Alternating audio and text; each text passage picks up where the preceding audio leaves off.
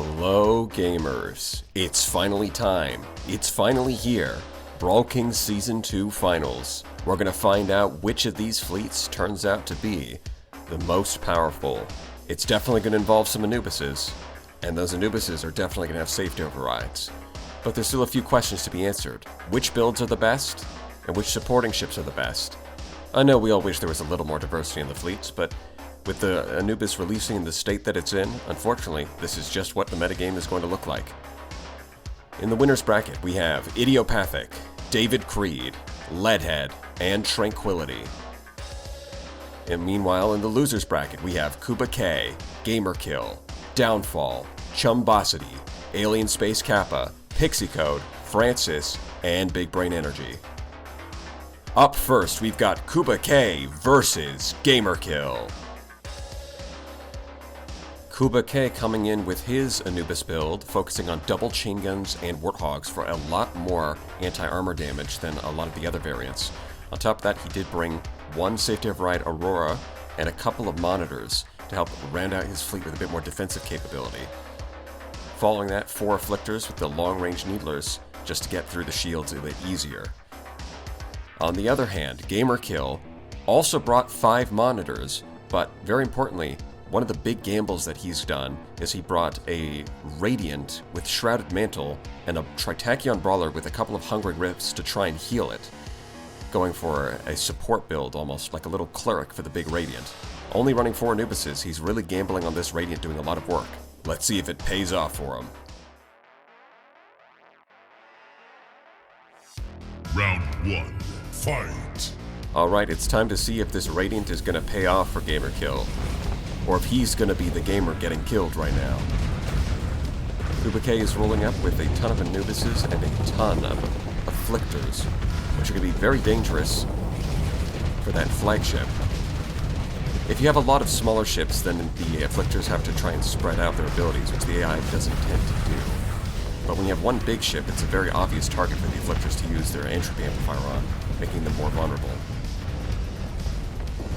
But of course, he does also have that little Tritachyon Brawler with the Hungering Rifts to try and heal the Radiant. And he does have Anubises of his own, so we'll see if that's good enough. You can see the Shrouded Mantle triggering at the same time as he uses his face camera, getting a little bit of distance. But those safety override Anubises are fast and lethal. We've already had most of the non-Anubis fleets get weeded out in this tournament, and I expect over the course of this video we'll see the non-safety override builds get weeded out. And in the end, it'll come down to who has the best safety override builds. Unfortunately, the Radiant looks like it's just getting chased down. Didn't get to see it do much, and it's already out of hull. Out of hull, and it's out of time. There it goes. Even the Aurora's still around. That is a certified clean sweep. Round 2, fight! Well, things are not looking good for GAMERKILL. We'll just have to see if things go differently in round 2. But unfortunately, it does not look good for him. Sabos are hitting, but it's not enough, especially when it's splitting its focus like that. It's a very missile-heavy build on that Radiant, which is not good in the Anubis-heavy meta. At the very least, because they are using safety overrides, the Paladins don't have the range to reliably shoot down the Sabos. But that alone is not good enough.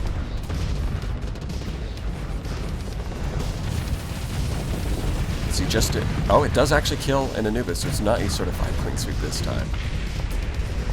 It's being harassed by an Afflictor, but even just the one Afflictor plus the Anubis has done some notable hull damage to that Radiant.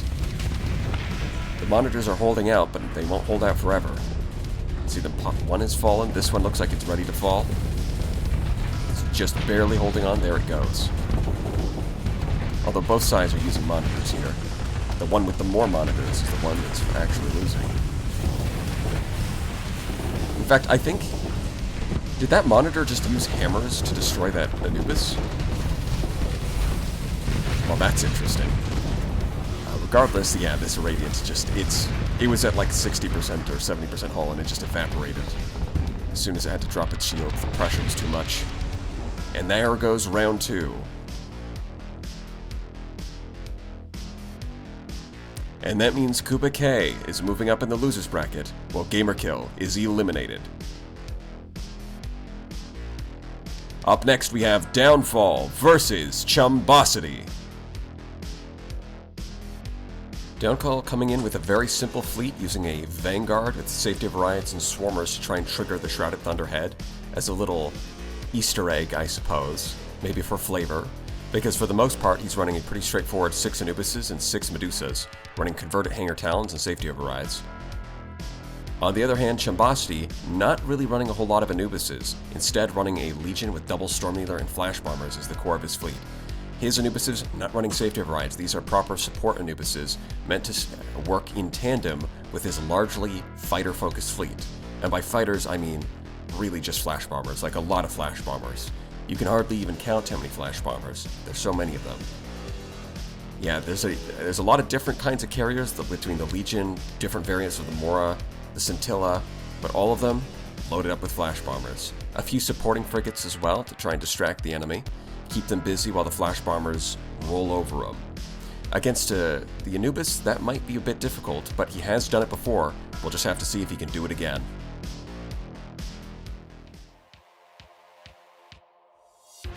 Round 1, fight! Alright, who is going to win? Is it the Anubis and Medusa spam, or is it going to be the Flash Bomber spam?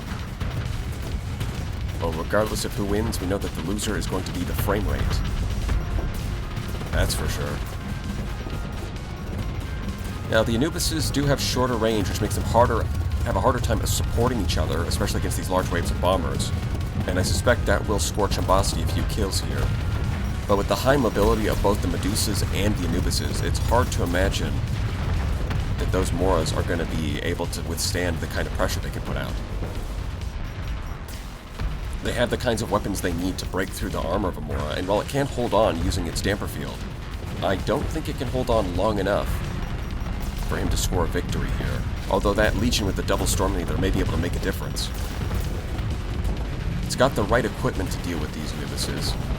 But is the right equipment good enough to compare with the raw power of safety overrides and temporal shell? I'm sure many people are hoping it is.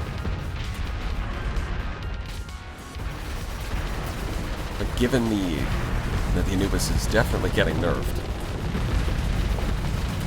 I am not getting my hopes up.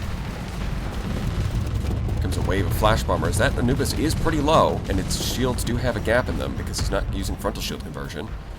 But unfortunately, yeah, it just runs away with temporal shell and safety overrides.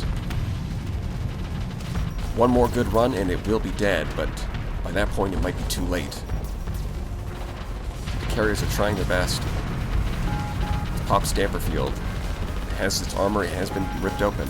It is taking hull damage.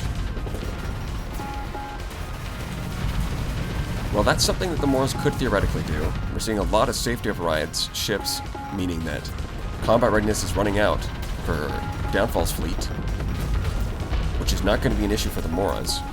The Legion has lost its armor and a good chunk of its hull, but it's still hanging on there. The Anubises are a bit scared to approach, again, because they're getting pressured by those double Stormneedlers. The Moras are still hanging on, but at this point, replacement rate has fallen too low, and I don't think the bombers are going to be able to keep all of the Anubises off of the ships for long enough to actually take advantage of the declining peak performance. Temporal Shell with high-intensity laser is going to do a lot of damage. Even against something as tanky as the Mora.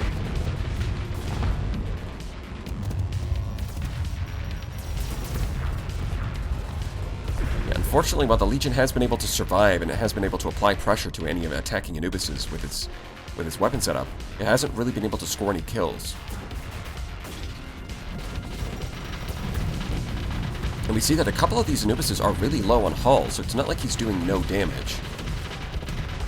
But it does mean that the Anubises are just able to get out of dangerous situations without allowing themselves to get finished. And so they continue to stick around, continue to provide their fighter bays, they continue to provide pressure. So it doesn't matter if it's at 10 hull, The only hull point that lasts is the last one. Or the only hull point that matters is the last one. So as long as it can get a flanking attack, then a one-hull Anubis is still very dangerous.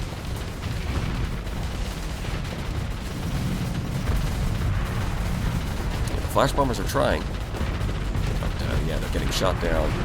They're not focusing on the ones that are already damaged. And even with all of their tricks up their sleeve, the Moras are not going to last.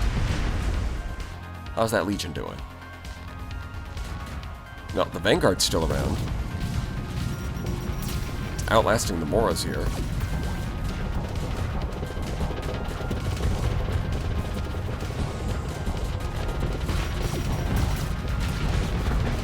I guess that means it's the better damper field ship, eh? Nah, it just means the safety of Ride Anubis is pretty crazy. And that goes to round 1. Round 2. Fight.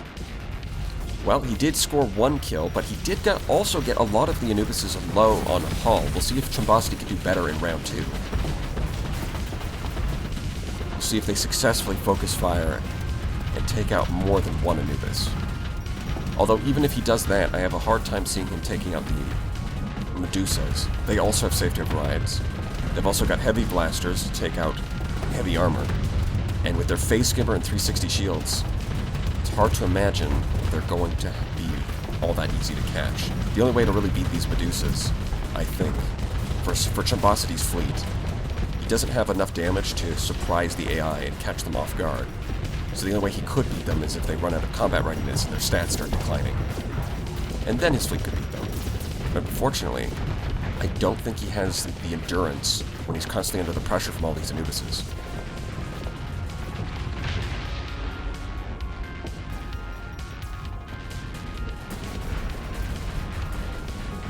Now, the Light Needlers are certainly doing work on those Moras. Possibly one of the better weapon choices that you could put in those slots.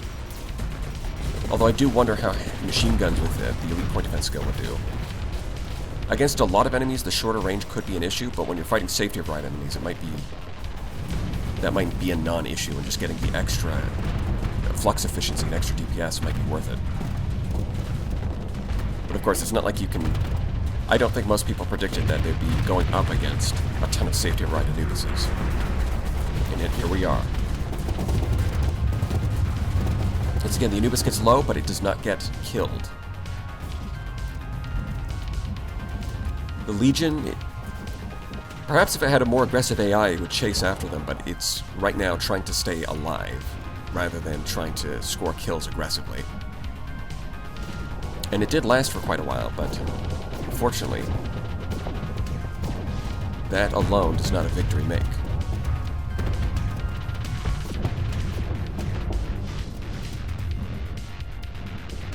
Well, Downfall with his 6 safety of ride Anubises is definitely in the contention for taking the tournament entirely, with Tranquility possibly being the favorite after winning the first tournament, and he also has his own safety of ride Anubis fleet. I suspect we're going to be seeing a lot of those in the top 4. In fact, we're probably only going to see safety of ride Anubises in the top 4. Flash Bombers come in, they do score a kill. Okay, the Flash Bombers do actually take out one of the Anubises. We saw it caught on camera. Wow, it just... rude. It just pushed the Vanguard out of the way. Didn't even care.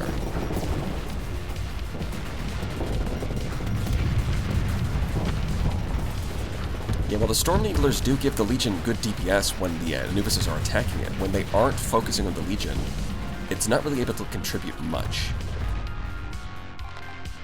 Although it does have 4 Flash Bomber wings, so that's something, but its main guns aren't doing a whole lot because they're just ignoring it for the most part. And at this point, it's lost so many of its allies that even if it can handle Anubises in a 1v1 or a 2-on-2 or 1v2, if it has to handle 2 Anubises and 2 Medusas, it's going to be in a lot of trouble.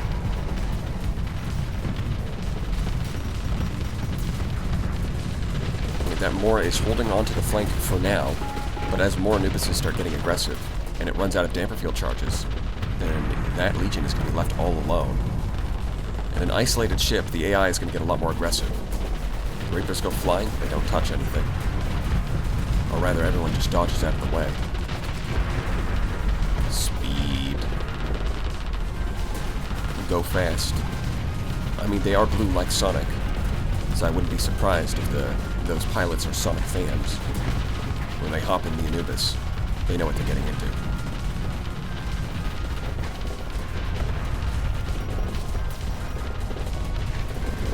Unfortunately, there goes the Mora, and the Anubis is soon to follow.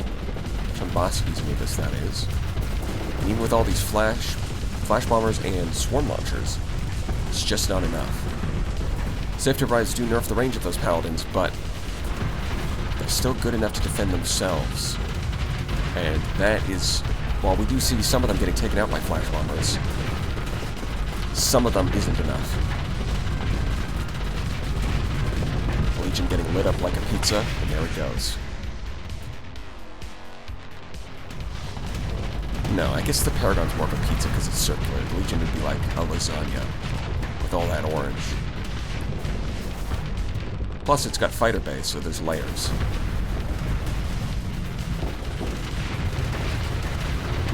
See, the Scintilla using its lightning, pretty cool design for a carrier. Fragment launcher gives it the swarm launcher, like the fragment coordinator gives it the swarm launcher, but also it can use the lightning. The voltaic discharge. But unfortunately, creativity is not rewarded here. And that means, ironically, Downfall is moving up in the losers bracket, while Chumbosity is eliminated. Up next we have AlienSpaceKappa versus Pixicode. AlienSpaceKappa coming in with a very solid Paragon build, using a lot of voltaic discharges and some kinetic fragments. He's really making the best use of that threat equipment that he can. He's got a few Anubises, most of them focused on long-range support builds with one safety override build mixed in. He's got several Afflictors, a very reliable ship that's going to continually pop up in a lot of these fleets.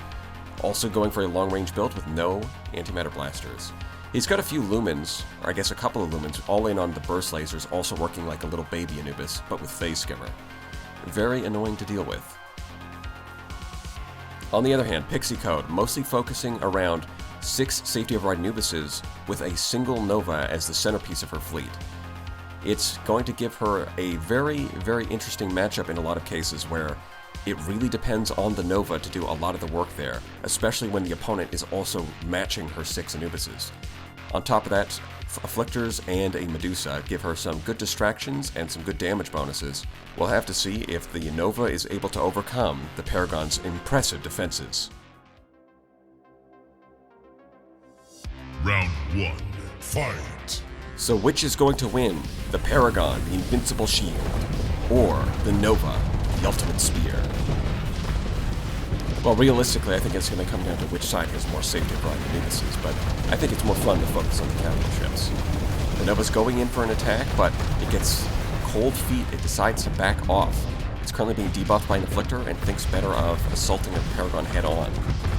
Now the Paragon's turning to the right, leaving its flank open to the Nova. At the same time, it's got Anubises surrounding it. This does not look good for the Paragon. Yeah, it's even getting pushed by the Anubises, and the Nova jumps in for some of that action, and yep, the hull is disappearing.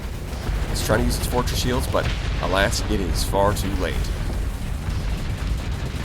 Yes, I believe AlienSpaceKappa has one safety override Anubis with the Shrouded Mantle, or some kind of shrouded equipment, and the rest are not. They must have advanced optics trying to go for range.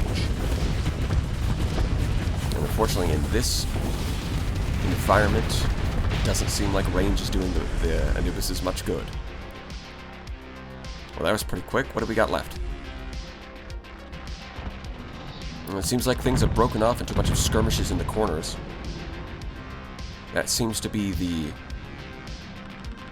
Afflictor versus Anubis matchup, where the Afflictor really wants to get in there, but at the same time, being harassed by fighters and potentially being hit by paladins causes it to be very skittish. And we can see Pixicode's fleet has all balled up because they're afraid of the remaining phase ships, which they really don't need to be because they've already won this battle, but just the fact that SpaceKappa only has phase ships left means that they're doing the anti-phase ship tactic, which unfortunately just serves to buy time. Although, to be fair, I do believe one of the battles earlier in this tournament actually did win. Because the Afflictors in that case had Lightning Needlers and Light Assault Guns against a bunch of safety override, like, Enforcers. And so when they tried to ball up against the Afflictors, despite the Afflictors being like the last couple of ships, they did manage to chip away at them. But in this case, that's just not going to happen.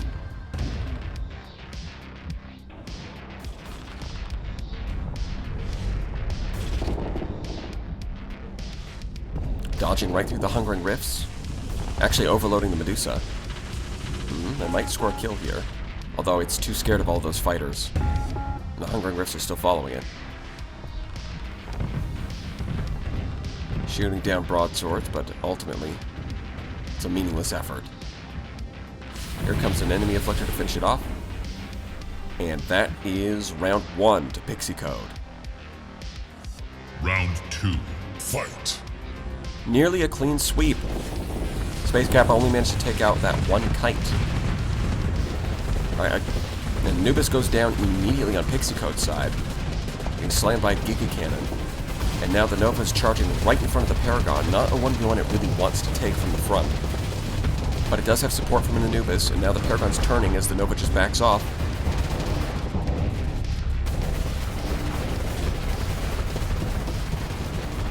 The Nova's come back to get some more action, and that Paragon is under a lot of pressure. A couple of Afflictors are doing damage to that Anubis. They might be able to kill it, although it pops Temporal Shell, and that gives it some breathing room, but here comes another Anubis to help them, and there it goes. Yep, there goes the Paragon. Looking like there's not much left for SpaceKappa. Pretty similar run to the first round. Although the difference is it doesn't look like Pixicode ships are balling up in the middle again, so they will be able to chase them down and make things go a little bit faster.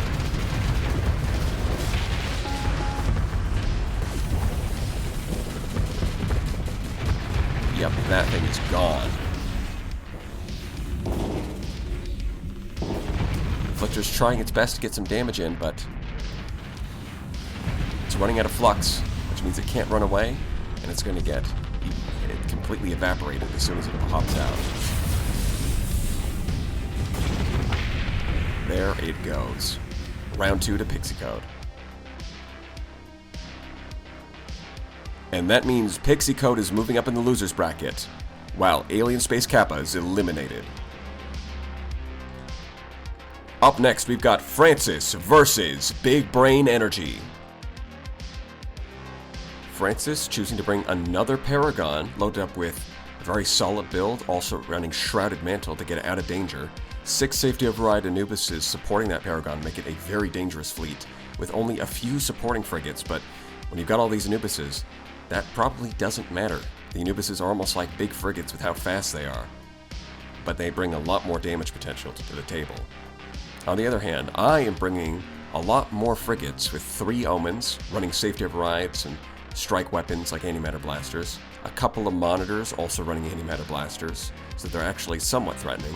My Anubises running a long-range support build, which unfortunately does not match up too well against the safety override builds, but I do have an Afflictor, an Onslaught, and a Harbinger. We'll just have to see if those are able to hold the line. The Storm Needlers on the Onslaught do fare pretty well against these kinds of high-tech threats, and the Harbinger is able to break past their shields. Ultimately, we'll just have to see if I made the right call.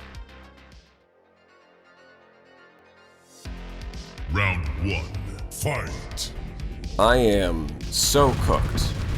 Oh my god. I think we've seen pretty clearly so far that the safety override builds trounce the regular Anubis builds. And to top it off, mine are outnumbered. This might be the end. But perhaps the tournament wasn't really about, victory or getting bragging rights. It was about the friends we made along the way. No, that's not a cope. Be quiet. Well, here we can see the safety override Anubis going in and overloading the Anubis. The Omen does take some pressure off. It drives over and gets the attention, giving some space for the overloaded Anubis to back up and vent. Now the Monitor's getting attention from 3 Anubises. That is going to be enough to kill it.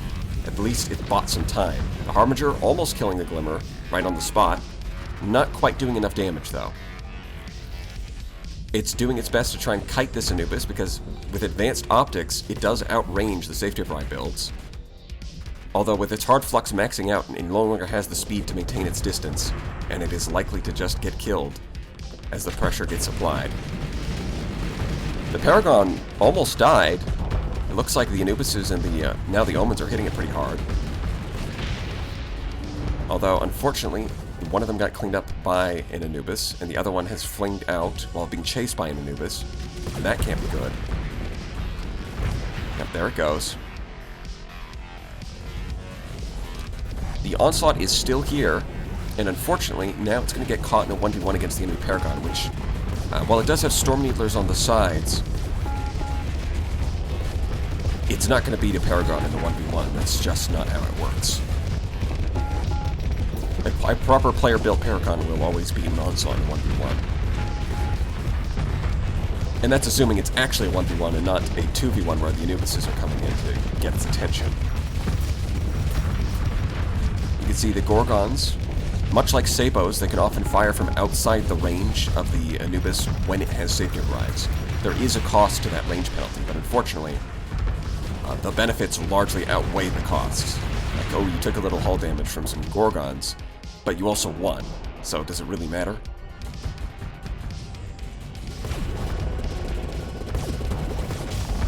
Now, both sides have machine guns, but ultimately, it does look like the non-safety of ride build actually managed to overload one of Francis's, but with safety of rides it can just run away. And now it's going to get surrounded by all of the faster Anubises, and I think we're going to see a similar situation repeat.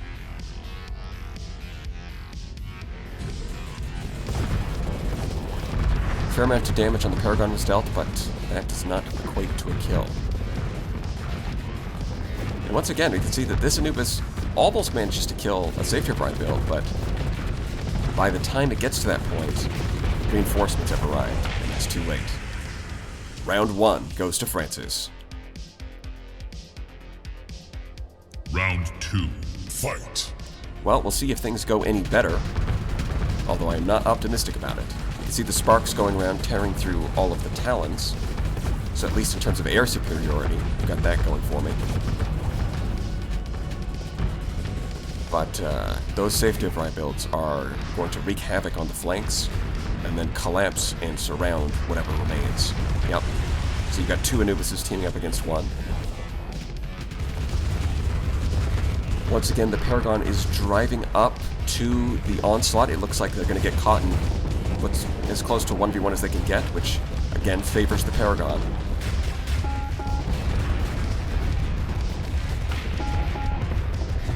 You can see I've got heavy autocannons on the front to make up for the lack of kinetic damage with the Hephaestus.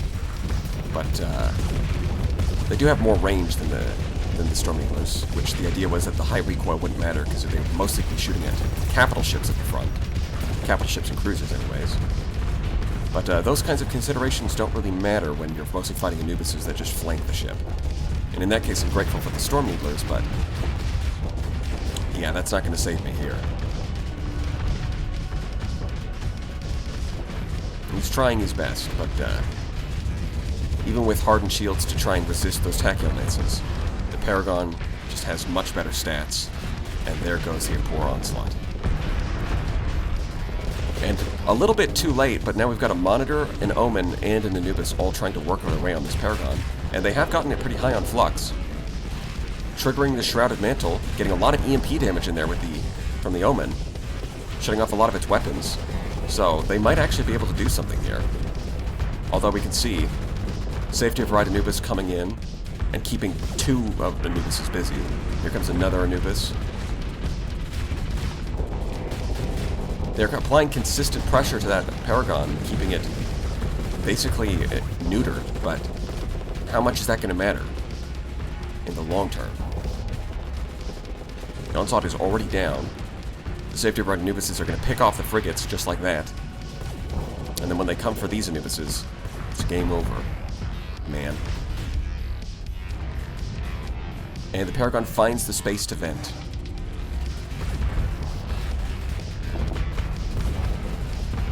unfortunately, this is looking pretty over. Oh, look, there's the kite showing up just to help. Hey there, little guy. Why don't you go ahead and score the kill instead of the Anubises? I'll give that one to the Paragon. And what remains appears to be a solo Anubis. Trying his best to stand up. Yeah, and there you can see, even if the safety of ride builds lose the Flux War, they can just run away. Whereas without safety of rides, they don't have the speed.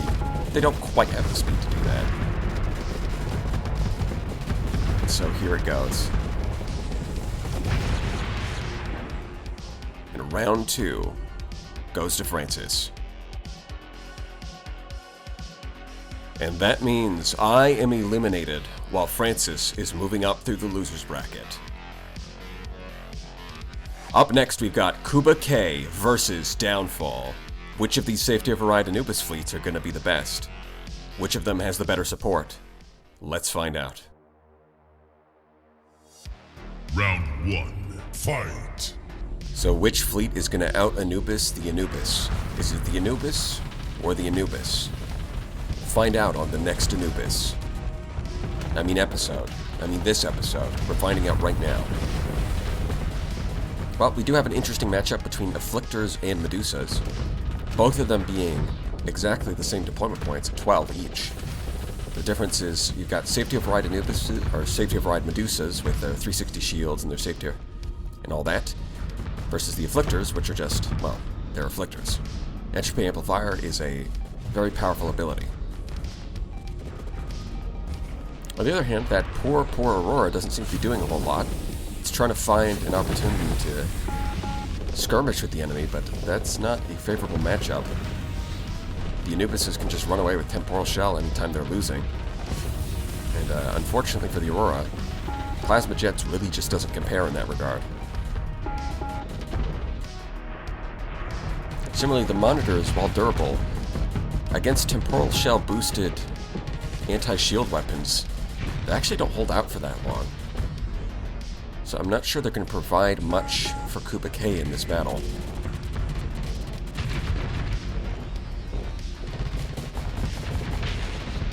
That does look like an Anubis killed an Anubis in this Anubis battle. An Afflictor died. Well, there you go. Not invincible. Using its tactical laser to shoot down fighters. Using its light needlers to deal with the high-tech enemies. The lack of an antimatter blaster, which would be typically something you would mount on an Afflictor, doesn't seem to be hurting it too much here. So most of its targets have fairly light armor anyways. Although unfortunately it got its flux maxed out dealing with fighters, and now the Medusas are able to deal with it. So far it looks like it's favoring Downfall. So far it looks like the Medusas are the ones providing that little bit of an edge. Aurora's taking some damage, but it's still alive and kicking. But how hard can it kick? Well, if it gets surrounded by... Yeah, no, that doesn't look good. If it gets surrounded by an Anubis and a Medusa, then it's certainly going to find itself in some trouble. There is nowhere to run. There's nowhere to hide. They don't quite have the flux stats to just bully it, but they do have the ability to just cycle back and forth, juggling aggro while the Aurora is constantly under pressure. And ultimately, that's going to be its downfall. Once again, we get to some nice special effects. It's a very flashy battle. This time it's a green Anubis dying instead of a red one. Yep, there goes the Monitor. And that means round 1 goes to Downfall. Round 2, fight! Let's see if that Vanguard can make a difference in round 2. Oh, I know, the Vanguard won last time, but I didn't really see it do much. Maybe we'll get to see it do a little more. Or maybe the Afflictors will be able to turn things around this time. Well, so far this... Ooh, it's close, but it does look like Kuba K is winning here. And if the Afflictor decides to help with its entropy amplifier, then it's definitely going to win. Got a monitor distracting one of the Anubises. And it's doing its job. It does actually keep its attention for a little bit and manage to back off. See, another Anubis is getting a hurt put on it. Its armor is stripped off so that Afflictor might be able to finish it off. It does. The Afflictor does manage to kill it. Medusa getting debuffed by Entropy Amplifier. Monitor firing a hammer into the shield. Very cool. And that Anubis, on a sliver of health, kills the Afflictor and forces it to retreat with Phase Anchor, meaning that it's the first one to get killed.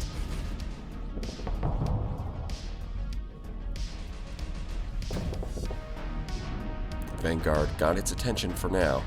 And now we've got two Anubises and a Vanguard all ganging up on the Aurora. And the Aurora is wisely backing off. It's not trying to pick a fight that it knows it can't win. The Monitor once again distracting an Anubis, but not for long. An Afflictor having a hard time dealing with both fighters and the carrier coming after it. It's Flux maxed out trying to dodge broadswords with their kinetic damage. Although it looks like it actually is managing to kill the broadsword. It's not just going to get soloed by them. Now we've got two Afflictors coming to support this one Anubis. So even though there's two Anubises versus one, once you factor in the Afflictors, they could make a difference here. Although, with Temporal Shell, you don't have a lot of time to react, and it nearly manages to kill it. But instead, it gets killed in return by the Afflictors. Again, the lack of an Antimatter Blaster here, not hurting them much because they're up against all these high-tech opponents. So the light hit strength doesn't really matter as much. Instead, breaking through shields from a distance is more important. Not to mention Entropy Amplifier helps with the hit strength, effectively giving them better armor penetration. Now we're seeing a lot of Kuba K's Anubises ganging up on what appears to be possibly Downfall's last. I'm not seeing a whole lot from his side.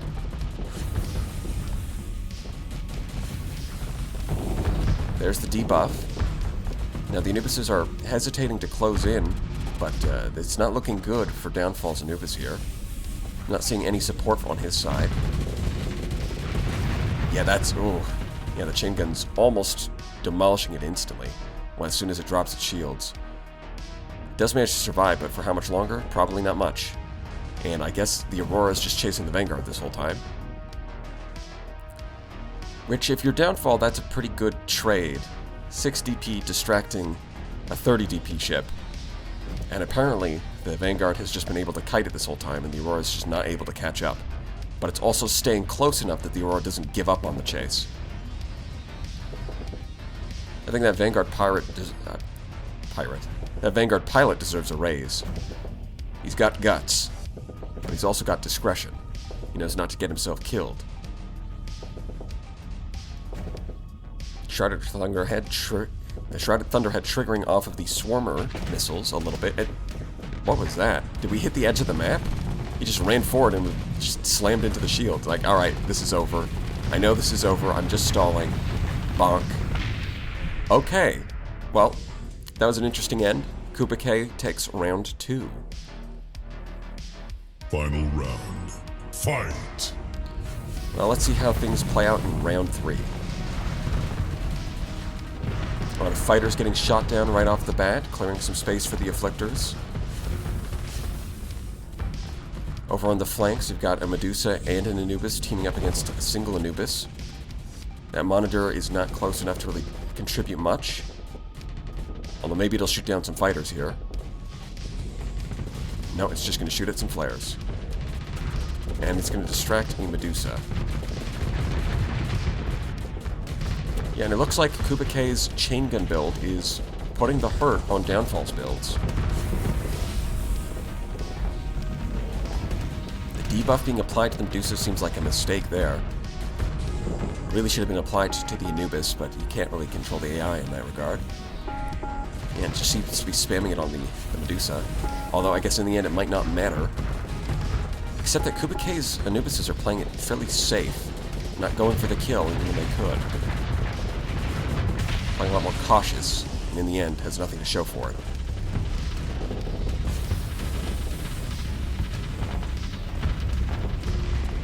monitor is getting swarmed by broadswords, and it's likely not long for this world as the rest of the fleet closes in on it.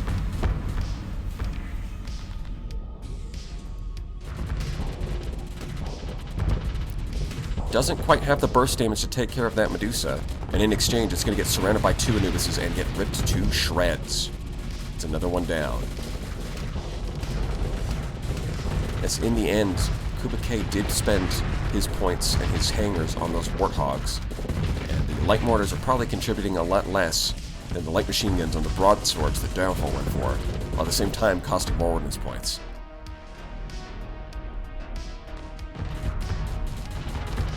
I don't know if that exactly was the difference maker, but it's definitely one factor in contributing to what looks like a Downfall victory.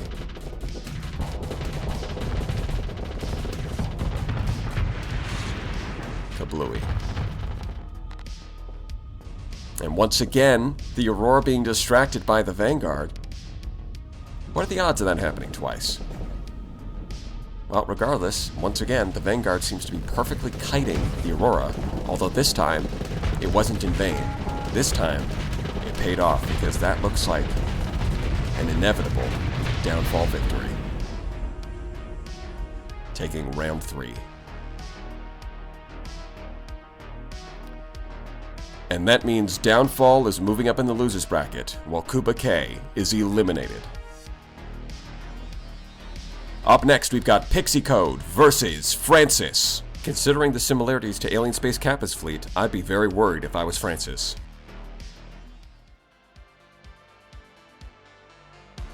Round 1.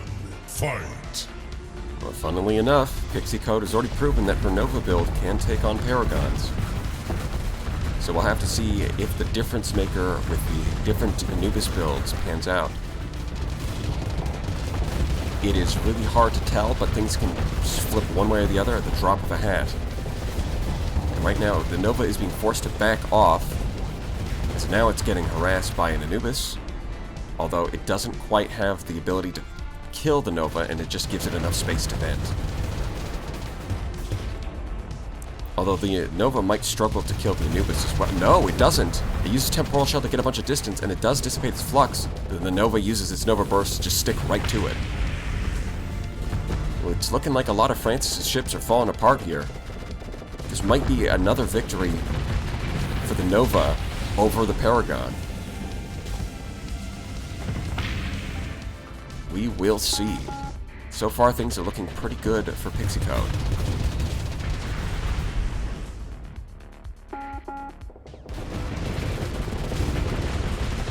Perhaps the Nova will be the key ingredient to a victorious fleet in this tournament. It looks like the Paragon did kill an Anubis, but it might actually score a second kill here. But it does not look good. It looks like Pixicode's Anubises have torn apart Francis' Anubises. And in the end, that's a Pixicode victory, taking round 1. Round 2. Fight! Well, her fleet does have a lot of safety override Anubises, which is certainly the key to winning this tournament. So we'll have to see if that Nova is the secret sauce to make a victorious fleet, or if one of the other safety override fleets has it. At the very least, the Nova seems to be more worthwhile than the Paragon, because this is the second Paragon fleet in a row. I've got Anubises backing them up. They both have safety override builds, but the one with the Nova is coming out on top. And the Paragon it's spinning like a pizza, hot and ready on the chef's hand, like they do in the cartoons. I mean, the Shrouded Mantle trigger was kind of funny, but the fact that it was also spinning is just truly excellent. It's an excellent cinematic moment, like a cutscene.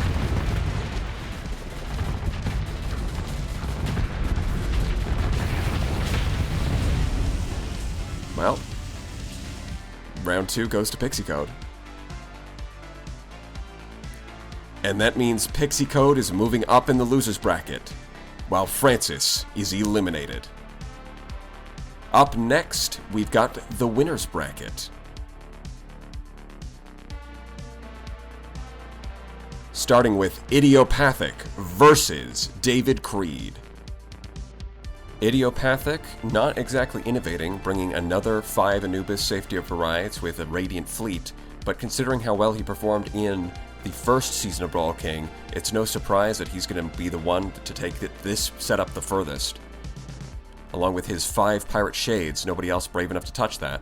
On the other hand, David Creed with his very unique phase spam, running safety overrides on all of his phase ships. I don't think we've really seen that before. Even in Brawl King Season 1, when there were a lot of Afflictors, nobody was really running safety overrides on them. And while he has gotten a lot further than just about anybody else running a non-Anubis fleet. So that does prove that there's a lot of potential here.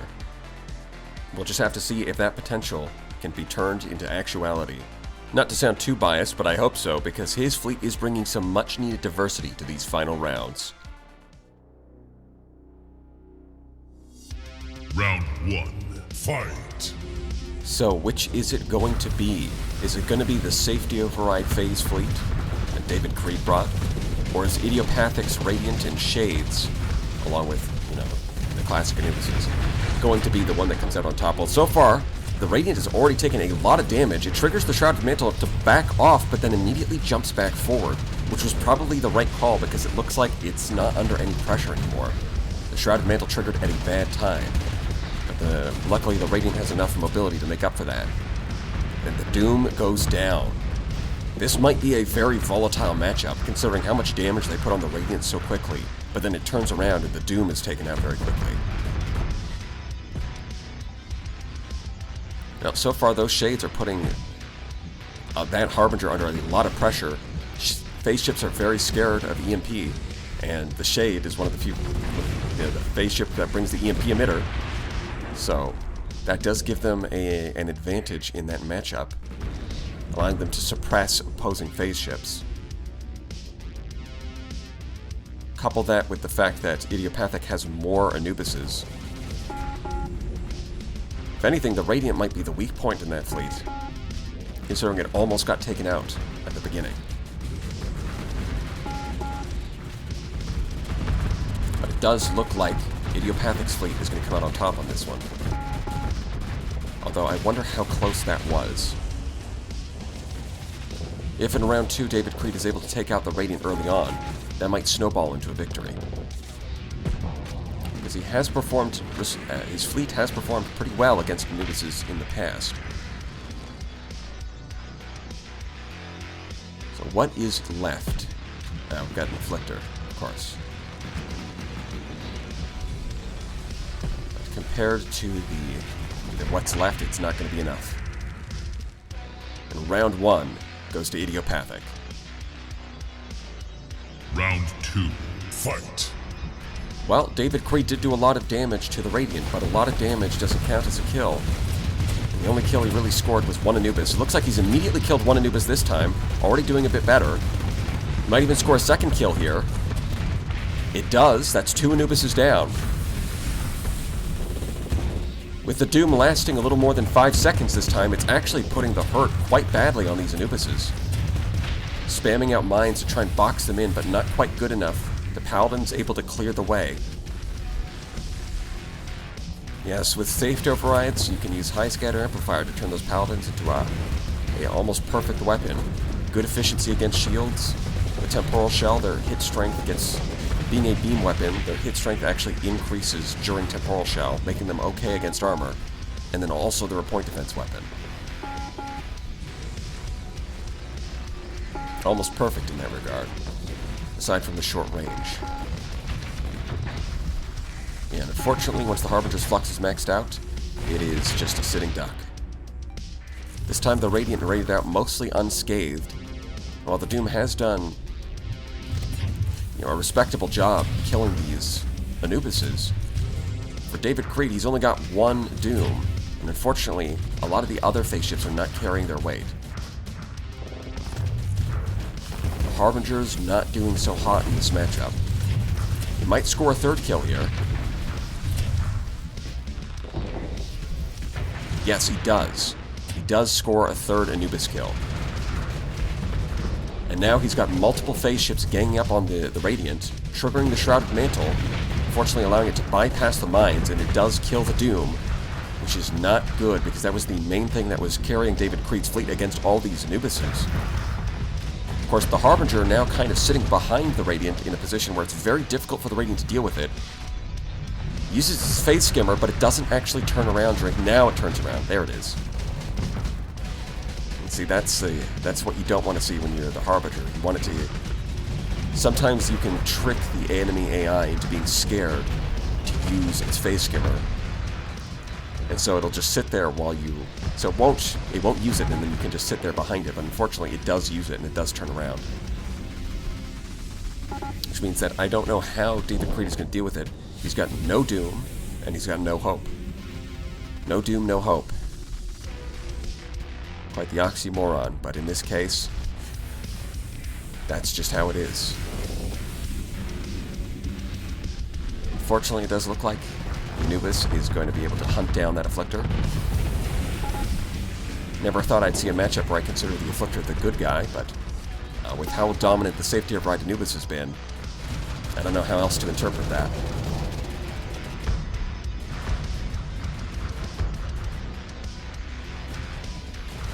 David Creed's own Anubis, not a safety of ride build, just a long-range build using advanced optics. Maximize the range of not only the Paladins, but the IR Autolances. Gets hunted down by the Radiant, leaving not much left for him. This Afflictor is soon to go. It is constantly flaming out, low on combat readiness. It's a combination of safety of rides with the time flow increase from Phase Cloak. It's repairing up a bit from combat endurance, but pretty soon it's just going to run out of the ability to do anything. It is trying its best to stall, but it is a vain attempt.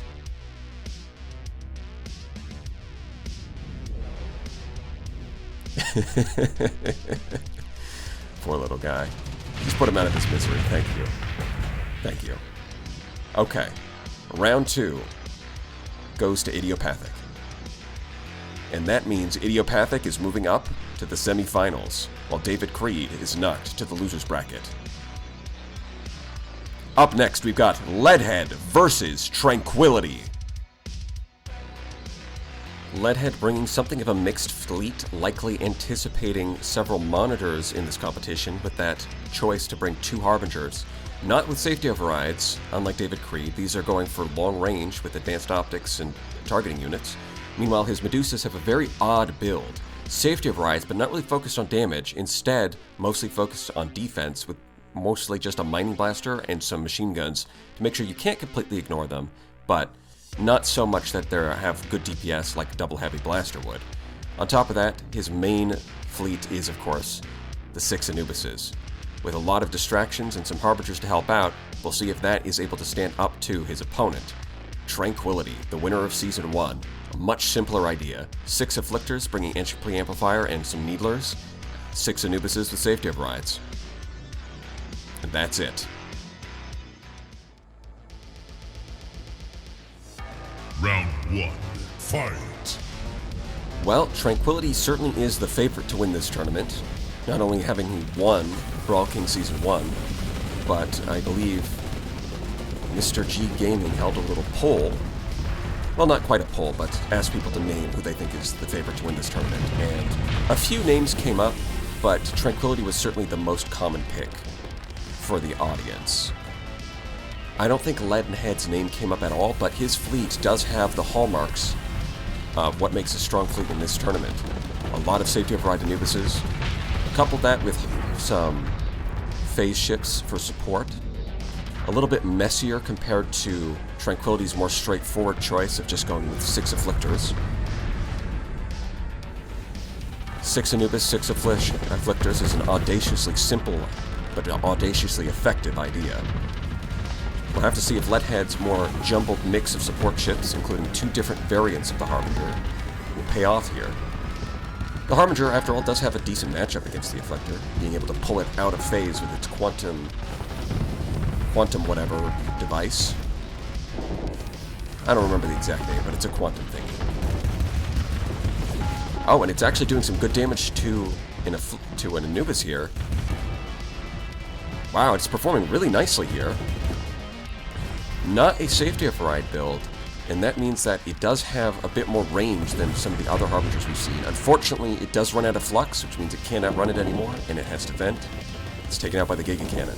But it did very well against that Anubis. It had it on the ropes for a little while. The Void Blaster's doing some good damage.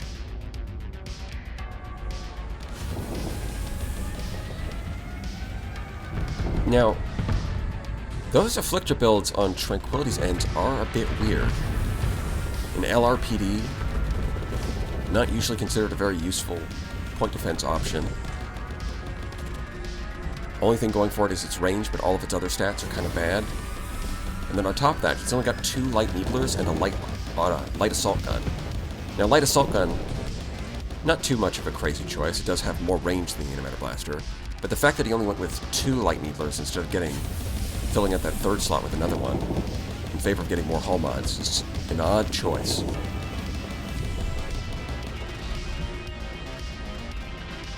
It is trying its best to kite this Anubis, and then for some reason the Anubis decides to back off and give it more space when it was doing just fine chasing after it.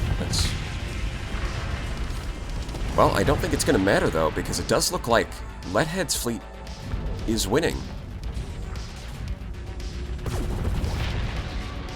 And the Medusa goes down, but it did buy time there. And if the Medusas are able to distract the Anubises while his other Anubises actually get the damage done, that could be a winning formula for Leadhead here. Yeah, I'm not seeing too many Afflictors. It's starting to look like Leadhead's mix of support ships actually scores him the victory in round 1. Round 2, fight. Well, I'm sure many people are going to find this to be a surprise, but someone took a game off of Tranquility. Now, I do believe in the first tournament, the runner-up also managed to take a game off of Tranquility. But of course, in a best-of-3 format, taking one game does not a victory make. It's entirely possible that Tranquility could win rounds 2 and 3 and eventually take the tournament, but we'll have to see. That's a very strong showing from Leadhead in round 1. Most of his ships, or about half at least, were still intact by the end. But it could be a very volatile matchup.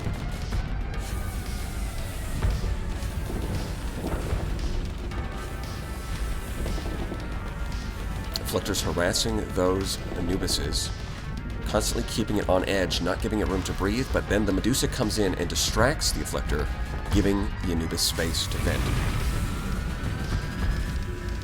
Here we've got the Harbinger doing its best to try and take out an Anubis, which was going well at first when it had distance, being able to unphase and hit it with the Disruptor and then hit it with the triple phase lance, but as soon as the Anubis gets on top of it and its flux is too high, it just has nowhere to go. It can do some damage, but in a straight 1v1, it just gets run down by the sheer speed of the safety overrides.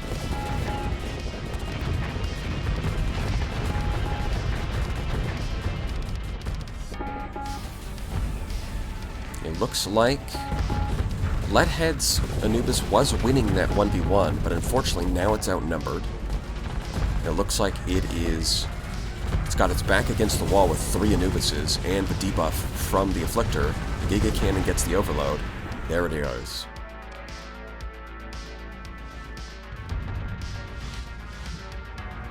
And that looks like an Anubis down on Tranquility's side. Now the Medusas are closing in on the Afflictors with support from a bunch of Wasps.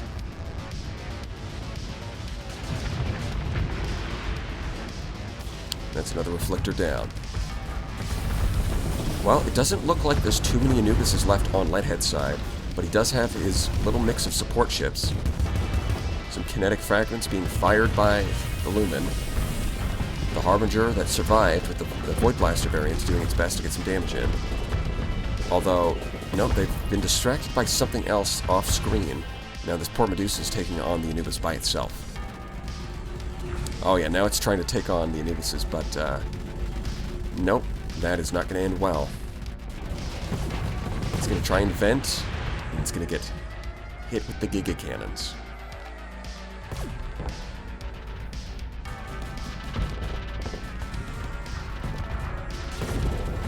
Wasps and Broadswords duking it out. The poor Medusa trying its best in this 1v1, but I don't think it's going to be the winner here. It does manage to dodge the Giga Cannon. That's pretty cool. Dodging it again. It doesn't. Maybe it looks like the AI is actually using its charges specifically to dodge Giga Cannon shots. If that's the case, then the Medusa might be a fantastic distraction, again, for enemy Anubises. Because unlike the Monitor, it has the speed to disengage and vent. And it can make up for the lack of Fortress Shields just with its evasiveness. Although, it's not going to last forever, and it does look like round 2 goes to Tranquility. Final round. Fight! Well, a lot is riding on this match, although this still is the winner's bracket, meaning that whoever loses here still has a chance to come back from the loser's bracket. But this could take a very interesting turn if Leadhead wins this round. Or, Tranquility could cement his position as the top tournament contender. We'll just have to see. It really could go either way. The Monitor's got the attention of several enemy ships. Will it be good enough to last against that kind of pressure, though?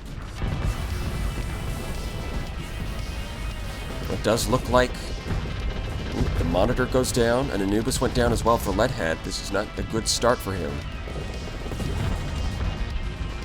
Absorbing a Giga Cannon shot and backing off. Yeah, they're going to start reporting low peak performance. But that isn't too interesting. Both sides are going to have that same issue.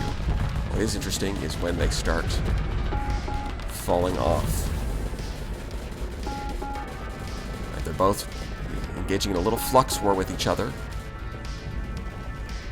And then both of them backing off at the same time. If that Harbinger can get in there and take advantage of the situation, ooh, the Afflictor just barely manages to get out of range of the Phase Lances before it gets a lot of damage. There it is. The Harbinger does actually manage to hit it this time, taking about half of its hull, but not actually killing the Afflictor. Oh, this time, no, the Afflictor survives with this sliver of hull. Just a tiny sliver. Like any amount of damage is going to take care of it. There it goes. And now the Harbinger is doing its thing once again against an Anubis, trying to kite it and then unphase and hit it with the Phase Lances. But it is going to, once again, it's going to run out of flux, and the Anubis is just going to kill it. We've seen this enough before. You know, it's trying its best, but at this point it is over.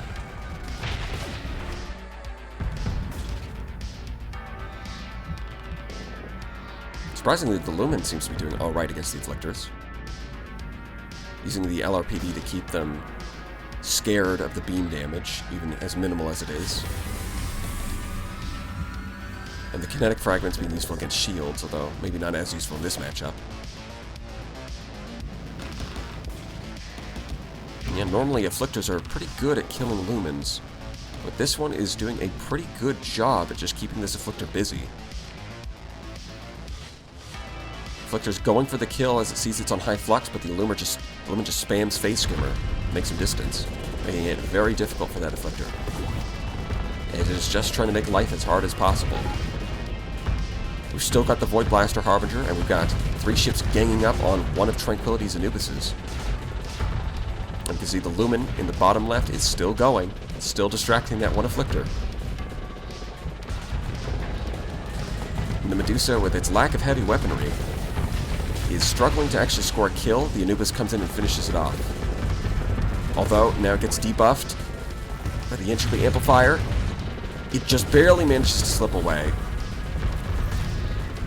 Now the Medusa is taking all that pressure off, and the Harbinger might be able to score a killing blow with its Void Blasters. No, it decides to switch to the Afflictor, which it is also doing quite a lot of damage there as well.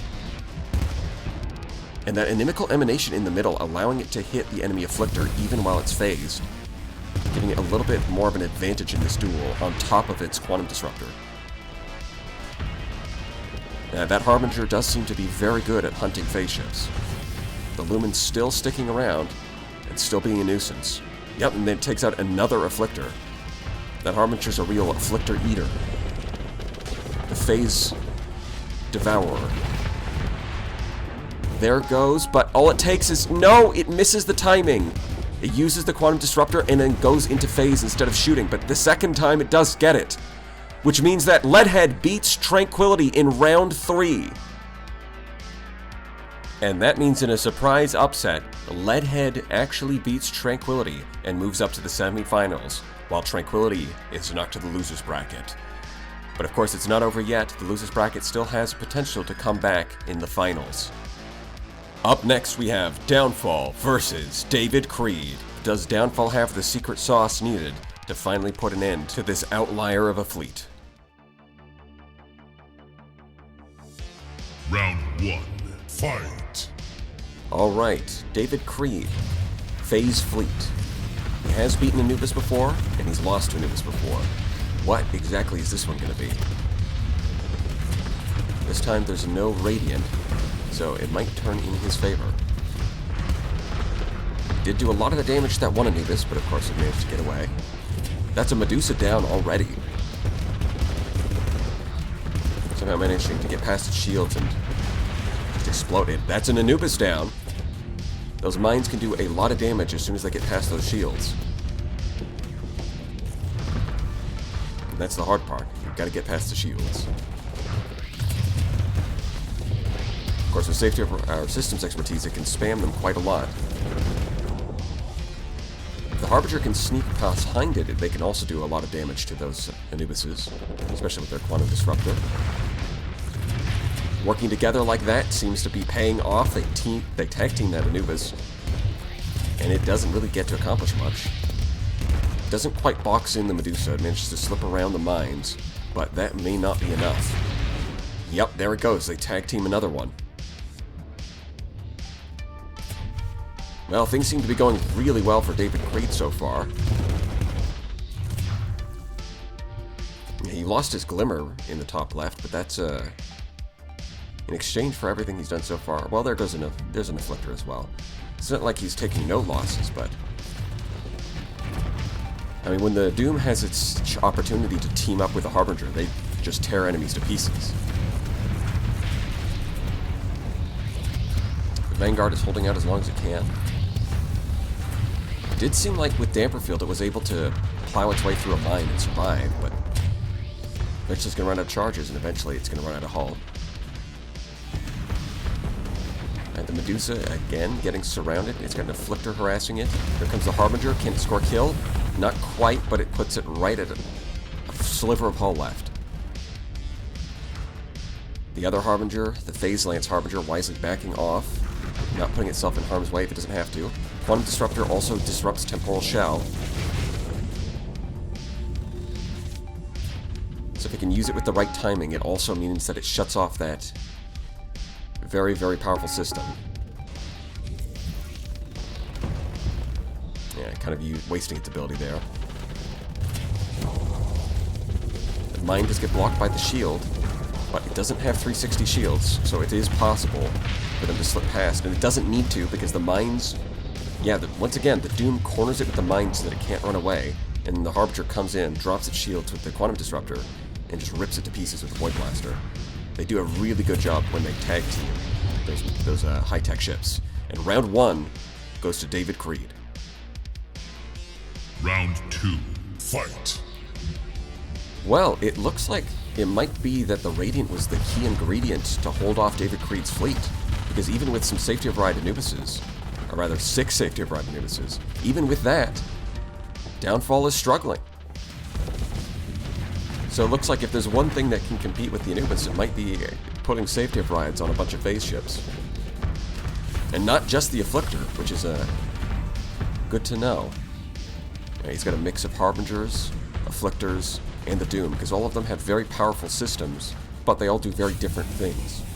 The 2 Afflictors stacking Entropy Amplifier on the same target is a bit of a waste, but if you have one using Entropy Amplifier, and then you have a Harbinger using its Quantum Disruptor instead of a second Afflictor, then you can end up doing a lot more damage.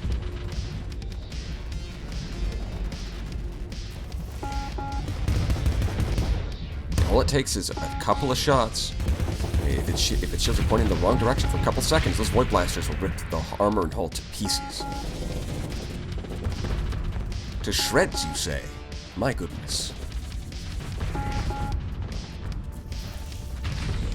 Everything running at peak performance, but that's going to be worse for David Creed than it is for Downfall.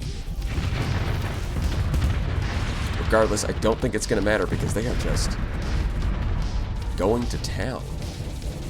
It is very satisfying seeing these Harbingers, even though they do miss the timing on their ability quite a bit. It doesn't matter. It doesn't matter. They're still managing to rip these Anubises apart.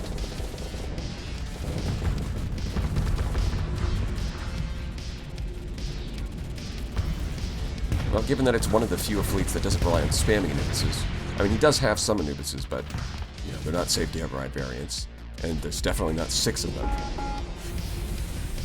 Besides, you can definitely see the synergy that David Creed was going for, where a lot of his phase ships are pretty vulnerable to things like fighters and missiles, and so having Anubises in a support role makes a lot of sense. They provide coverage to make up for the weakness that his phase ships have, instead of just trying to brute force the enemy. I do like this fleet quite a lot. Hopefully it'll be sticking around. Maybe it'll even make it to the finals, who knows? Beautiful destruction.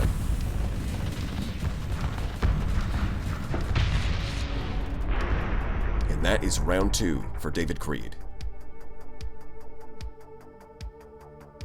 And that means David Creed is moving up in the losers bracket, while Downfall is eliminated.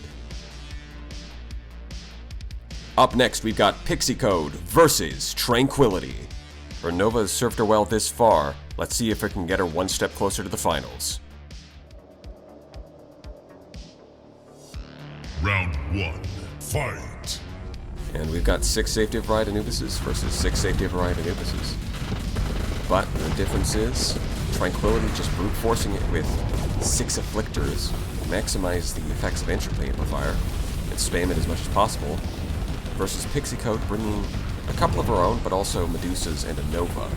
We'll have to see if the Nova is able to hunt down enough Anubises to swing things in her favor, although I do think the Afflictors are potentially very dangerous for that Nova. Phase ships being able to go around the flanks, even though she does have Omni Shield conversion. But that alone really doesn't make up for the small shield arc and its vulnerability to being flanked, which is what phase ships are good at. Now the Medusa looks like it. Yeah, there it goes. So that's 1 Medusa down already. That's an Afflictor down on Tranquility's side. Actually, it looks like 2 of them are down.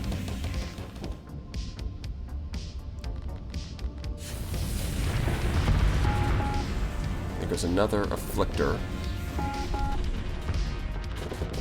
Although I'm not sure what the Nova was doing. Was it just chasing an Afflictor?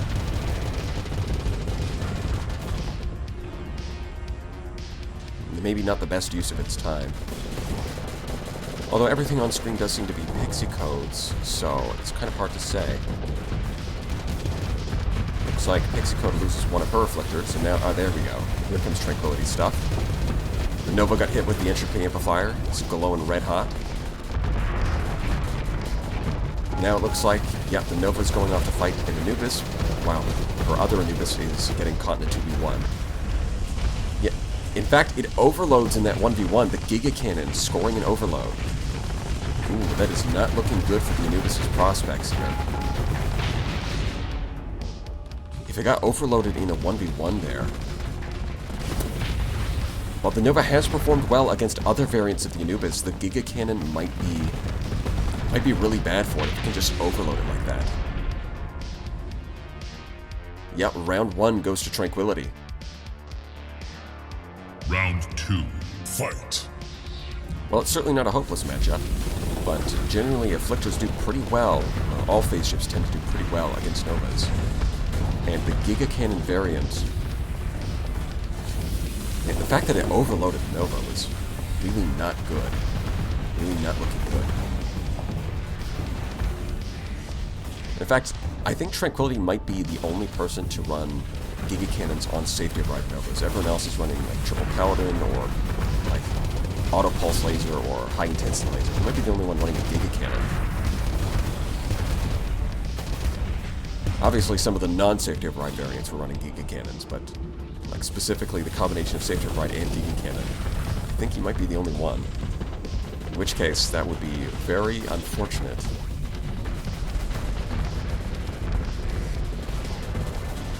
And you see that the Nova's trying its best to help, and it does, looks like coming in for the flank, it does actually manage to get the kill there.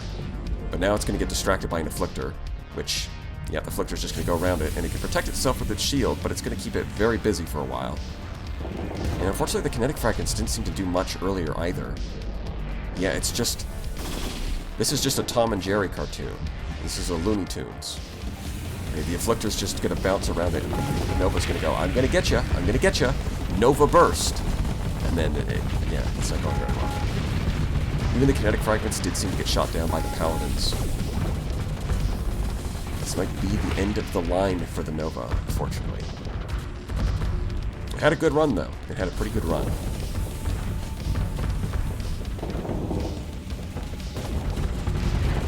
Yep. The Afflictor spam is winning out on this one. What else is left? Well, the Nova's still alive, but not for long. And that is round 2 to Tranquility. And that means Tranquility is moving up in the loser's bracket, while Pixicode is eliminated. Up next, we've got David Creed versus Tranquility. He's managed to beat the odds so far. Let's see if he can beat the Anubis one more time. Round 1. Fight. We are getting close to the peak of the loser's bracket. Not quite there, but we're close. These players are fighting for a very real chance at making a comeback and making it into the winner's bracket for the finals. Well, you know, coming into the fight the winner of the winner's bracket in the finals. Very, very close. Both of these fleets have a lot of phase ships. Tranquility going all in on the long-range Afflictors, where David Creed doing the opposite approach, having all kinds of phase ships with safety overrides. No. The Harbingers could potentially give him a good matchup against the Afflictors. Yeah, the Mine takes that one out. Now a bunch of them are ganging up on Anubis.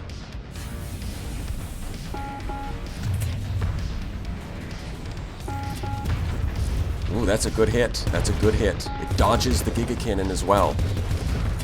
They are really putting the hurt on these things. It's starting to look really good for David Creed's fleet.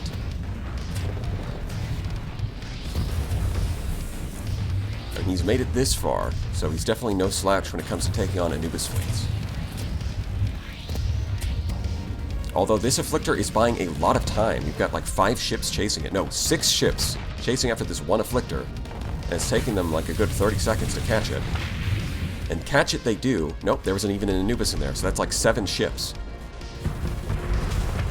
You can see, there goes a support Anubis. One of them is kiting one of the safety override builds and running away. Now they're ganging up on another Anubis.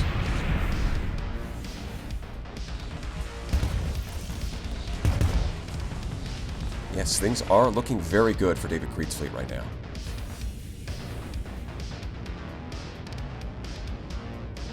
Once again, the Afflictor is just stalling out for as long as they can. They sure love doing that. But ultimately, it's in vain, as round 1 goes to David Creed. Round 2. Fight. Let's see if we can make a repeat of that performance in round 2.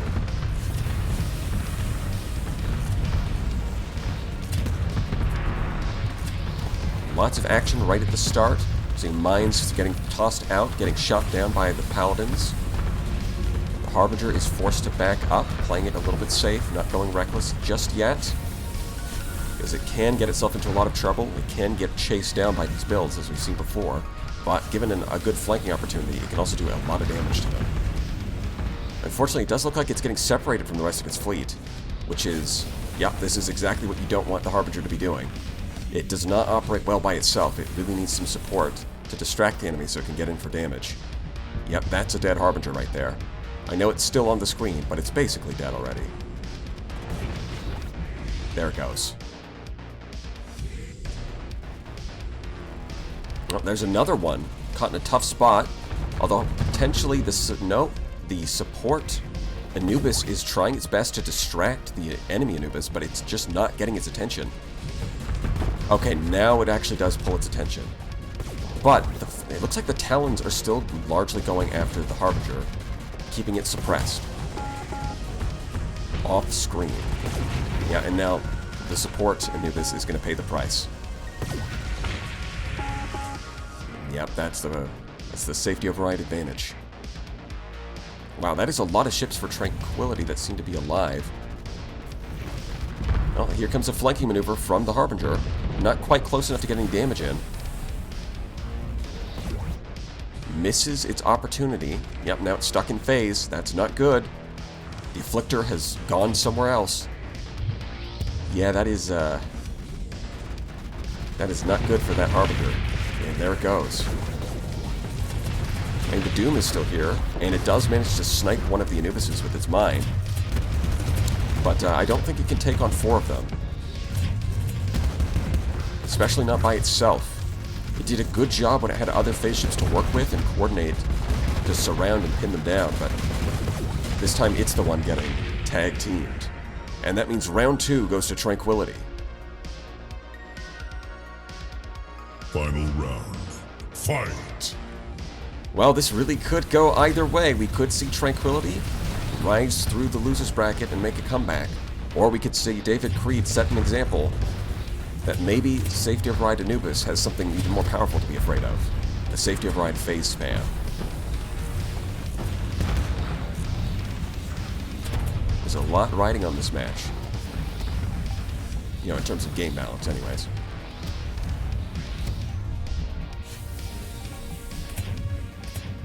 Yeah, we can see unfortunately the Doom, it set up a bunch of mines which failed to actually entrap the Afflictor, but then it was scared to pass through its own mines, and so they acted as a barrier to itself. It ended up hindering itself with its own mines. Yeah, and we can see one of the Harbingers, once again, getting isolated and picked off. They really do not do well by themselves. Much better as part of a wolf pack.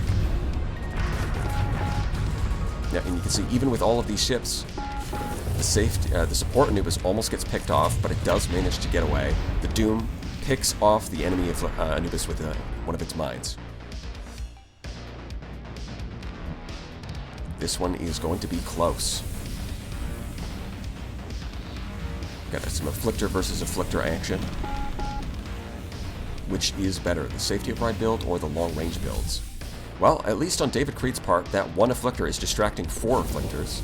So even if it's not scoring kills there, as long as it keeps them busy, that is very favorable for him. And it looks like the Doom might be able to score another kill here.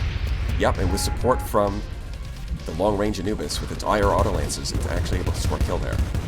Although it does look like they got separated, and now the Doom is kind of stuck in a 1v2. While the support Anubis has gone off on its own. It probably, yeah, in the top left, you can see, it's in the kill feed. Got picked off. And the Doom is trying its best. Yes, it does manage to score a kill. The system's expertise, mind spin, laying down the business, and there goes the glimmer. Well, that certainly would have been helpful, but the Doom can 1v1 Anubises. It takes a little bit of time, but it can do it. Although certainly it would prefer to have some teamwork so it could go faster. Yeah, now it's the one that's facing enemy teamwork. It's got an Afflictor on its back end. The debuff from Entropy Amplifier is scary. Especially if it gets hit by a Giga Cannon while that's active. That could be a big chunk of damage. But even without that, it's slowly getting chipped away. The Paladin's doing their damage. Ooh, this is not looking good. The Doom goes down. And ultimately, it looks like the one Afflictor here is it's doing the little Afflictor dance.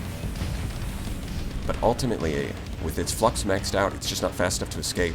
And the other Afflictors with their long range are going to keep chipping away at it.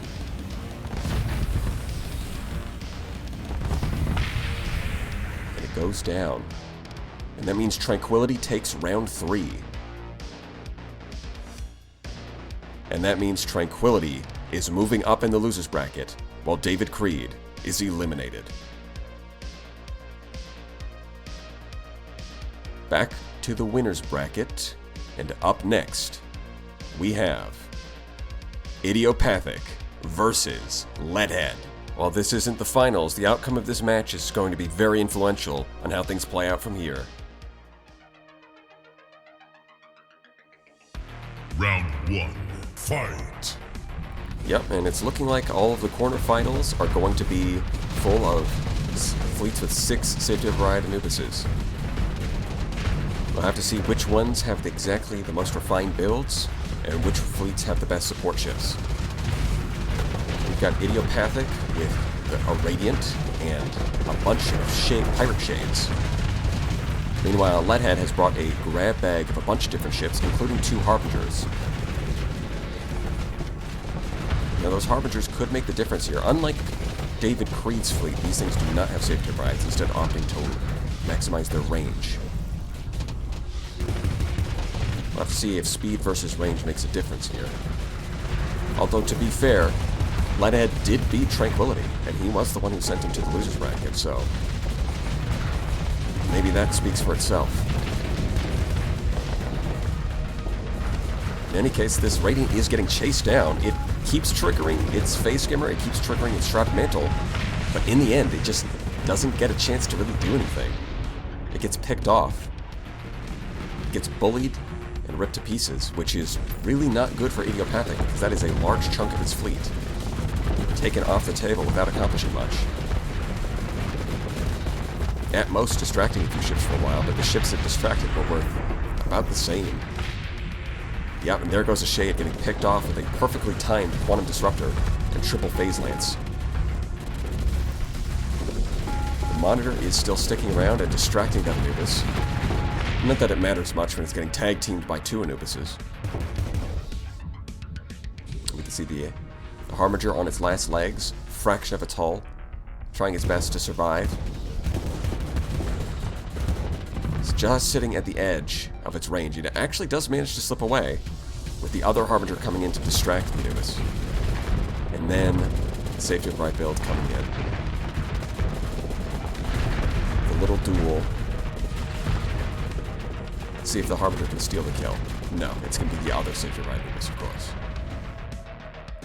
What is left for Idiopathic here? Well, he does still have a couple of Shades, and he does still have some of his Anubises. It's not over just yet. Here goes the Shade. Though he might score a kill here against an Anubis. I suppose it is worth mentioning that in terms of fighters, he's chosen Xiphos instead of broadswords, like Leadhead. Leadhead getting more kinetic damage and getting a cheaper option overall with the broadswords. Meanwhile, Idiopathic opting for the ion beams and burst lasers from the Xiphos. And the remaining ships doing the ball-up defensive tactic against a single Shade. Very interesting. Although the Monitor might be able to kill it by itself with its flat cannons. It looks like its armors are already stripped off. It's on a fraction of its hull. It's not going to take much to kill it.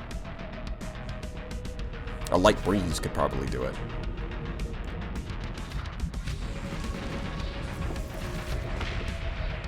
And there it goes. And that's round 1 to Leadhead. Round 2, fight!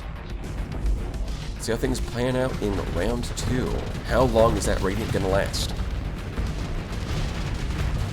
It's got that demonic energy following it. And surely there's going to be a demonic payoff for that. Well, it's Shrouded Thunderhead that it's trying to trigger with its auto pulse lasers and its locusts, as well as Shrouded Mantle. Although even with its Face Skimmer, it's struggling to keep up with the battle line as everything else is just so fast. Well, this time it's not exactly getting picked off, but it's hard to say it's contributing much. Medusa versus Anubis. Anubis versus Medusa. What else have we got? Oh, that Shade is distracting a couple of ships. And for just 6 deployment points, that's not bad. Same cost as a Monitor, but with a lot more potential offensive power. And as long as it keeps these ships busy, it's... for such a low cost, that's not bad. In fact, it might even last longer than a Monitor, because while a Monitor does have strong shields, once it gets pinned down by a couple of these builds, it has nowhere to go, and they easily overwhelm its flux dissipation and its fortress shields. Whereas the Shade can at least continually kite them with its safety overrides and its phase coils, while also being able to contribute with its antimatter blaster, light needler, into EMP emitter. It might be worth considering more often. Yeah, you can see here, the Monitor, it just doesn't last as long as the Shades seem to, at least in this specific matchup. Not in a general purpose sense. Although potentially, the fact that it's doing so well here, I guess demonstrates that it's something that's worth looking into for your fleets when you're playing through the game. Yeah, you saw them both like colliding, and like both of those fleets converged and kind of hunted down some stragglers, and then they collided together, and now they're breaking apart again with the poor Radiant being harassed by 2 Harbingers. This is something that I think goes in favor of the Harbingers. That Shrouded Mantle trigger was not helpful at all. As long as... yeah, that's something that really favors the Harbingers, as long as they don't have to 1v1 it. If there's 2 Harbingers versus a single Radiant, they can do really well against that. Because they can juggle aggro, and they can always force it to drop its shields with Quantum Disruptor. Looks like the Void Blaster one does get taken out. And it's trying its best to make some distance now. Very, very low on hull, but it does have reinforcements coming in, so they can no longer just flank it. And it looks like the Anubis might be able to score a kill here, punishing the ones that were trying to attack the Radiant. The Harbinger did get picked off screen.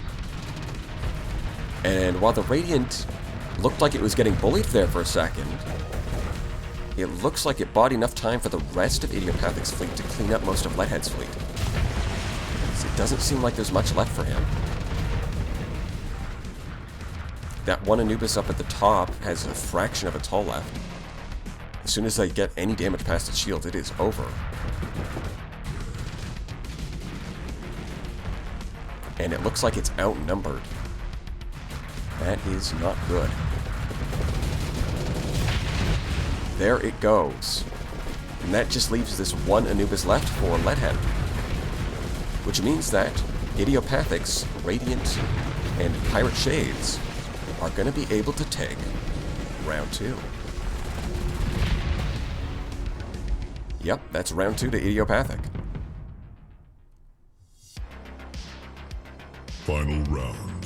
Fight! Well, round 2 was very close. With a little bit of better positioning, they might have been able to kill the Radiant again. Although round 1, the Radiant really didn't get to do anything because it died immediately. We'll have to see in round 3 how much it manages to contribute. So far, it's playing out a little more like round 2, where everybody's just kind of ignoring the Radiant and avoiding it. Going off into little skirmishes. Right? They did seem to perform better when they just killed the Radiant right away, but even in round 2, it was still close. So we'll have to see if it plays out just like round 2, or if things turn out a little differently. Yep, the Radiant is trying to kill this one Anubis, getting it very high on flux, but the Anubis is just running away. And then it gets distracted by a Medusa behind it, which was going to die anyways. This Anubis is in a bit of trouble. It's got a lot of ships coming in on it. Although there is friendly support nearby, so that Shade is going to have a hard time actually going for a flank. Yeah, and it looks like one of Idiopathic's got picked off in the bottom right. The Monitor getting bullied once again. Shades might be a better distraction in this metagame. Just because the Anubises are able to bring so much DPS with Temporal Shell, that the Monitor just isn't able to hold its ground. It looks like this Anubis is getting bullied by tons of EMP from the Xiphos ion beams and the Shade's EMP emitter. So while it took a little while, but they did manage to just disable it, and once its engines were out, it was mostly a sitting duck. The Radiant is doing very well against this Anubis, actually getting some damage in, almost killing it. Is it able to score a kill? It's trying to keep close to it, but it's not quite skimming close enough. Its jumps just aren't quite able to close the distance, and now it's able to use Temporal Shell to make its escape. Well, that Shade could be in trouble. It's on a fraction of its hull. All it takes is a few shots from those Paladins, and that should be a dead Shade. Although, if it can't catch up to it, then the Shade is going to continue being a nuisance. Oh man, yeah, it had a fraction of its hull left. It was hanging on to just duct tape and glue in the interior of that hull. And now we see the Radiant is getting surrounded by 3 Anubises, but it's not entirely alone. There is a Shade coming to distract. But here comes a Medusa as well. And here comes an Anubis to support it. This is close. If they can surround and pick off that Radiant, that'll be very good for Leadhead. But if they can't, this could be the end. It's looking very similar to round 2. Medusa gets picked off. Although here comes a 3rd Anubis. The Radiant is very high on Flux. There's a duel between 2 Anubises on the side, although Idiopathic is very, very low. Shrouded Mantle triggers, uses its Phase Skimmer. It's fighting on extremely high Flux, but it's still very dangerous. 2 Anubises are trying their best. Shrouded Mantle triggers again, but then it jumps forward. Very interesting choice. Its hull is getting whittled down. It's not actually able to break through their shields. It is on its last legs, but it's not giving up just yet. It is still holding on. Even as the Anubises close in, this might be the end. It knows it's in trouble. It's spamming Phase Skimmer, but it is not good enough. Look at that hull. There's no way it's coming back from this. That is round 3 for Leadhead. And that means Leadhead is moving up to the finals, while Idiopathic is knocked to the loser's bracket. Down there, he'll have to fight with Tranquility over the right to re-challenge Leadhead and claim the title of the King of Those Who Brawl. And you know what that means. Up next, we have Tranquility versus Idiopathic.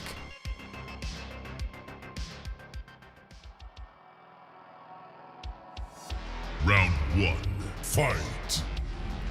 Alright, it's time to find out which of these guys is going to get their shot at taking down Leadhead and winning Season 2 of Brawl King. Of course, Idiopathic has not fought Leadhead yet, but Tranquility already lost to him earlier, although it was a close match, 2-1. So he could make a comeback here and still claim the victory. Although it is an uphill battle from here. So, which is it going to be? 6 Anubis and 6 Afflictors? Or is it worthwhile to downgrade those Afflictors to Shades, Pirate Shades, and bring a whole Radiant into the battle? Well, so far the Radiant hasn't done a whole lot. I say as it immediately decides it wants to do something now and kills an Anubis. And the Shades with their EMP emitters don't exactly have a bad matchup. I mean, they are the pirate variant, so they don't have a whole lot of ordnance points. But they mostly don't need it. As long as they've got those EMP emitters and the speed advantage from safety overrides, they should perform well against the Afflictors. They can see that they're even getting some shots in on that Anubis.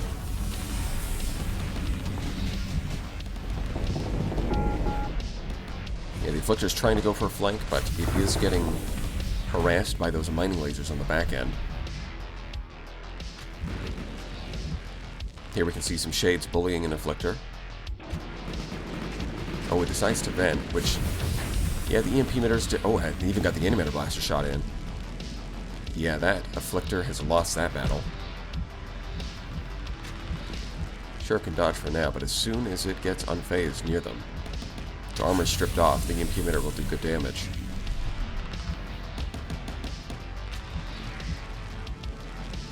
Dodging the salamander. Yeah, it tries to vent again.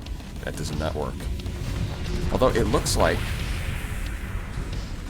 there is still a lot of Anubises for Tranquility. Well, everything on screen so far has been very much in Idiopathic's favor. It looks like off-screen, Tranquility's Anubises have been somehow accumulating. I guess they must have been winning against Idiopathic's builds, because we saw 2 Anubises get killed on screen with the Radiant helping out, and I guess make that 3. But he still has 3 left, which means that the only ones that got killed are the ones we saw on screen. And everything off screen must have been in Tranquility's favor. That is not looking good for the Radiant. Yeah, it triggers the Shrouded Mantle. But, yeah, with 3 Afflictors and 3 Anubises, that is a dead Radiant. And it looks like round 1 goes to Tranquility. Round 2, fight. Well, it certainly wasn't a one-sided match, but I guess that was a bit of a surprising turn. Everything on screen was actually in Idiopathic's favor. But, yeah, it seems like Tranquility's Anubis build is just beating Idiopathic's Anubis build. So even though the Shades can do well against the Afflictors, and the Radiant can do some work, the battle of the Anubises is where it's most important. Wow. Imagine being a safety override phase ship and getting hit with a Giga Cannon. That's just embarrassing. I would retire if I was that pilot. Although he's probably dead, so I guess it doesn't matter. Well, 2 of them do team up to take out one of Tranquility's Giga Cannon builds. So they do have that going for them. The Radiant is still alive and kicking. It's getting some damage in, but unfortunately without any support, it doesn't seem like it can actually secure a kill against the Anubises. If it has some kind of teammate to help corner them, then it can certainly do the job. But by itself, it seems to struggle.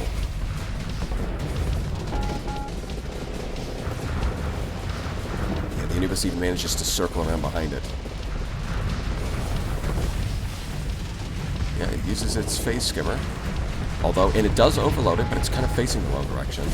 Might get some... Might be able to finish it here. But now it's surrounded once again. Yep, once again, it looks like things are not going well for Idiopathic in the Anubis 1v1s, because somehow Tranquility just has enough Anubises to corner and take out the Radiant. Huh. Well, that's certainly interesting.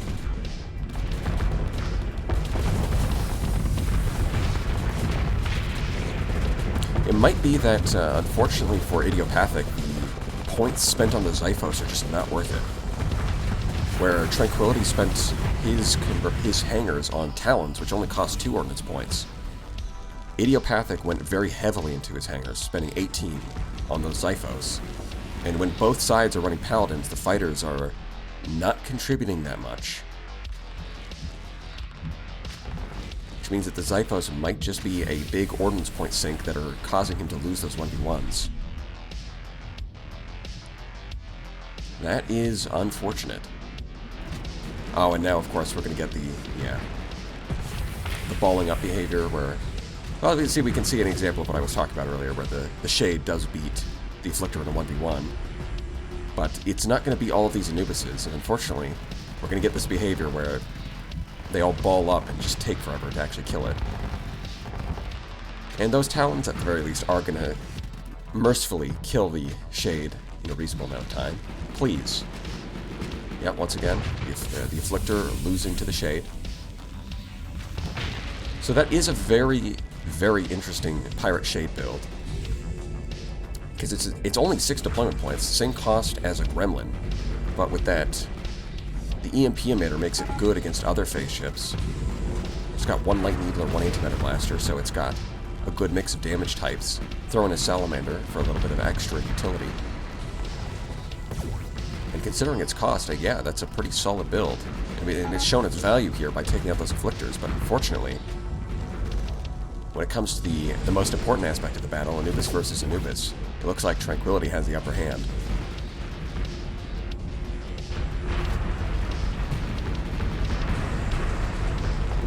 Man, this is like musical chairs. Like, they're seriously just spinning around each other. Okay, thank you.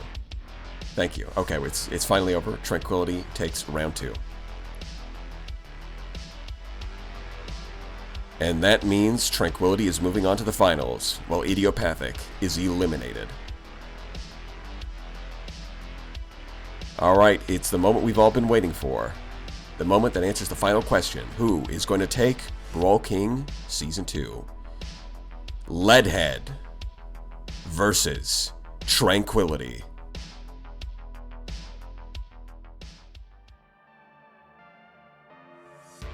Round 1. Fight! And here it is. Tranquility coming in from the loser's bracket to defend his title as the winner of Brawl King Season 1. Can he do it again in Brawl King Season 2? It's going to be a bit more of an uphill battle this time. He does have to win twice to knock Leadhead out at the leading spot. And Leadhead has already beaten Tranquility before.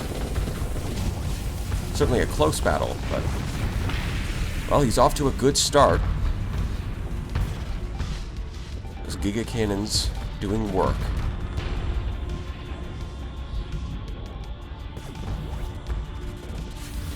Some Anubis is off dueling at the top of the map. Those Harbingers getting ready to take out the Afflictors. The sooner the better for Leadhead.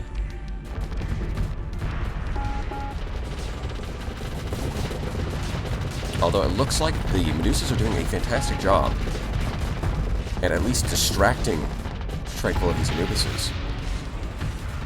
They have a very interesting setup. For a safety override build, you would expect more heavy-hitting weapons like heavy blasters.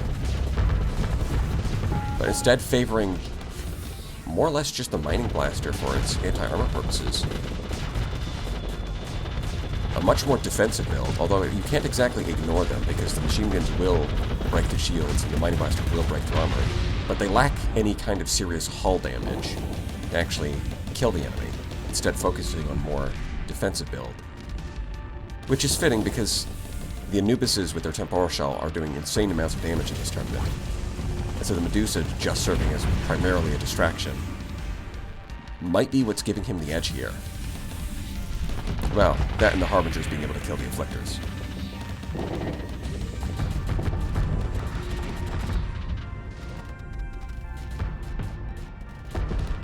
And the Afflictor just barely manages to slip away and get out of range.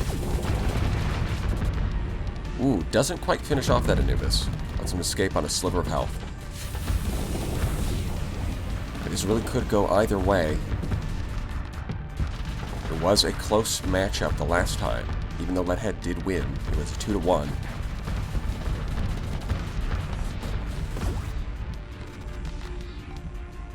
We got the little dance with the Afflictor and the Anubis at the top here.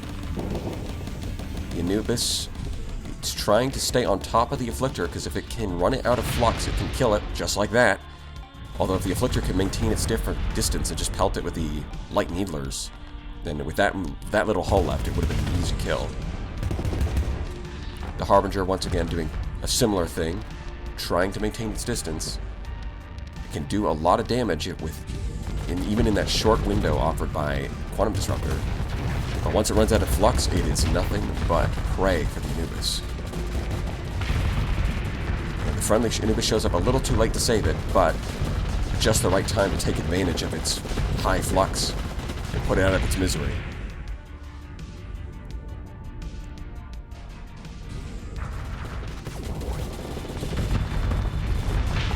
And there goes that Anubis. There's not much left. It looks like, yeah, that Anubis that killed the Anubis is going to get killed by an Anubis in revenge for the Anubis. Meanwhile, the Medusa, as I mentioned earlier, serving a very, very useful distraction here. keeping this Anubis preoccupied, but because it has safety overrides and Phase Skimmer, the Anubis can't quite score the killing blow. It can get its flux very high, but it can't actually kill it. And that means that Leadhead takes round 1. Round 2, fight. Well, well, well. It might be that I was right. The distraction Medusas might be the play in this Anubis metagame. They might be the key to all of this, much like Jar Jar Binks was the key to Star Wars.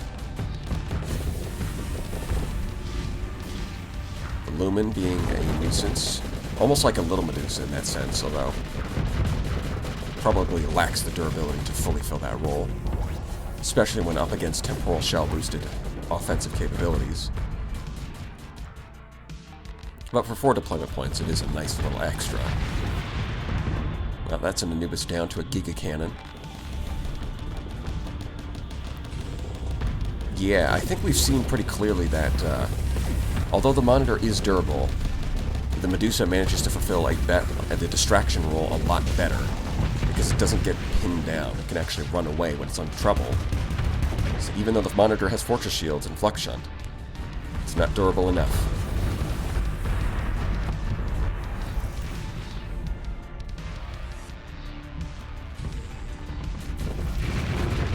Yeah, that's good timing with that Harbinger. The combination of Quantum Disruptor right as the friendly Anubis used Temporal Shell, they just ripped right through that thing.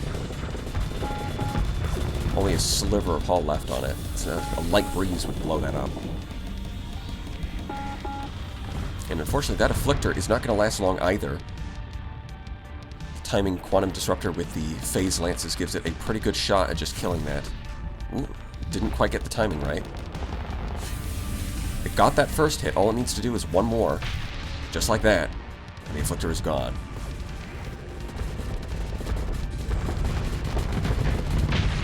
There goes that Anubis. It's trying to keep its distance, but it looks like it's getting outnumbered.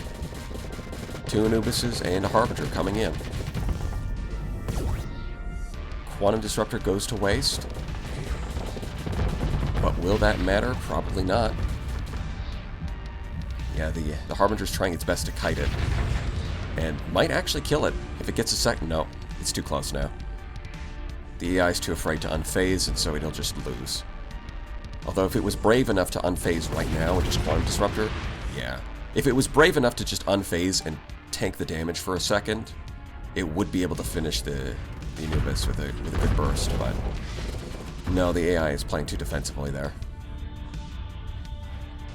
Which does mean that Tranquility has potentially a chance here to take round 2. Although things are still not looking good with this one Anubis being distracted by Medusa, just wasting its time while the rest of his fleet is getting picked off. Even with all of its offensive capabilities, the Anubis is struggling to kill these Medusas. And that really might be the key to Leadhead's fleet scoring what looks like a pretty clear victory here. I'm not seeing anything else from Tranquility. This might be it. This might be Leadhead's victory. Thanks to a clever build for the Medusa, using it more as a distraction rather than as a damaging ship. And that's round 2 to Leadhead.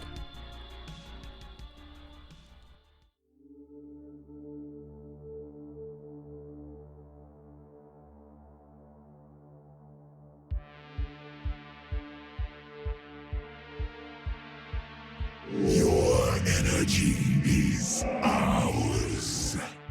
You never come back. Round 1, fight. Well, I guess they want our energy. So, it wasn't Shrouded Dwellers. It was Guardians with Shrouded Equipment. That's what was being foreshadowed. Which kind of makes sense. I mean, there is at least one Guardian that we know in the Abyss, in the Limbo system. So it's not too much of a stretch to say that the two might be related somehow. And it looks like these are certainly not the default weapon loadouts These things have customized loadouts. Storm Needlers against a mostly high-tech fleet, or no, like an entirely high-tech fleet, is honestly pretty brutal. And since yeah, it doesn't look like, aside from the mining blasters on the Medusas, I don't think Leadhead has much anti-armor. Well, I guess the Harbingers as well. But the Anubises themselves don't have a whole lot here. So while they were great in the tournament metagame, they might actually struggle against these Guardians. Plasma Jets, Storm Eaglers. Oh my god.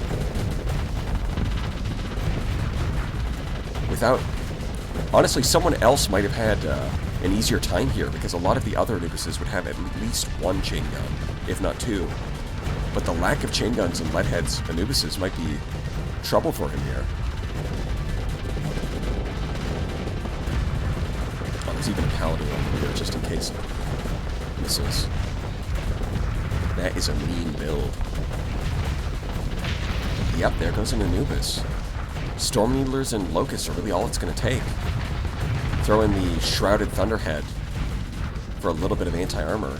That's going to trigger off of the rapid fire of the Storm Needlers and the Locusts. That is a mean build. There goes the Harbinger. And with that, I don't think these Anubises have much hope. I don't see them having a good way to actually break through the armor here.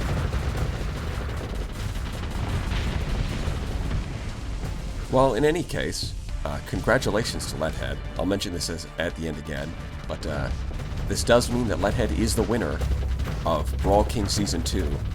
Do not let the Shrouded Converts distract you from that fact. Very well played. I'm not sure what inspired him to make those Medusa builds, but clearly it was a great choice. He had one monitor and two Medusas as distractions, well, and a Lumen on top of that, along with a couple of Harbingers, which were probably picked as a way to sort of counter enemy distractions by just disabling their shields and one-shotting them. And then using his main DPS of his fleet is being the Safety of Ride Anubis build that has proven to be so dominant. In the end, it seems like that was the right call. Like, when it comes to distracting Medusas, lots of people tried to use monitors, and it just didn't cut it. But the Medusas clearly were able to fill that role much better. And being, I think, the only person in the tournament who made that call. There was a couple of other Medusas, but they were often more offensive-oriented. And so this distraction type... And again, it's not like they were completely toothless. They did have machine guns, they did have a mining blaster, but... this distraction type, which seemed odd at first, might have been the key to everything.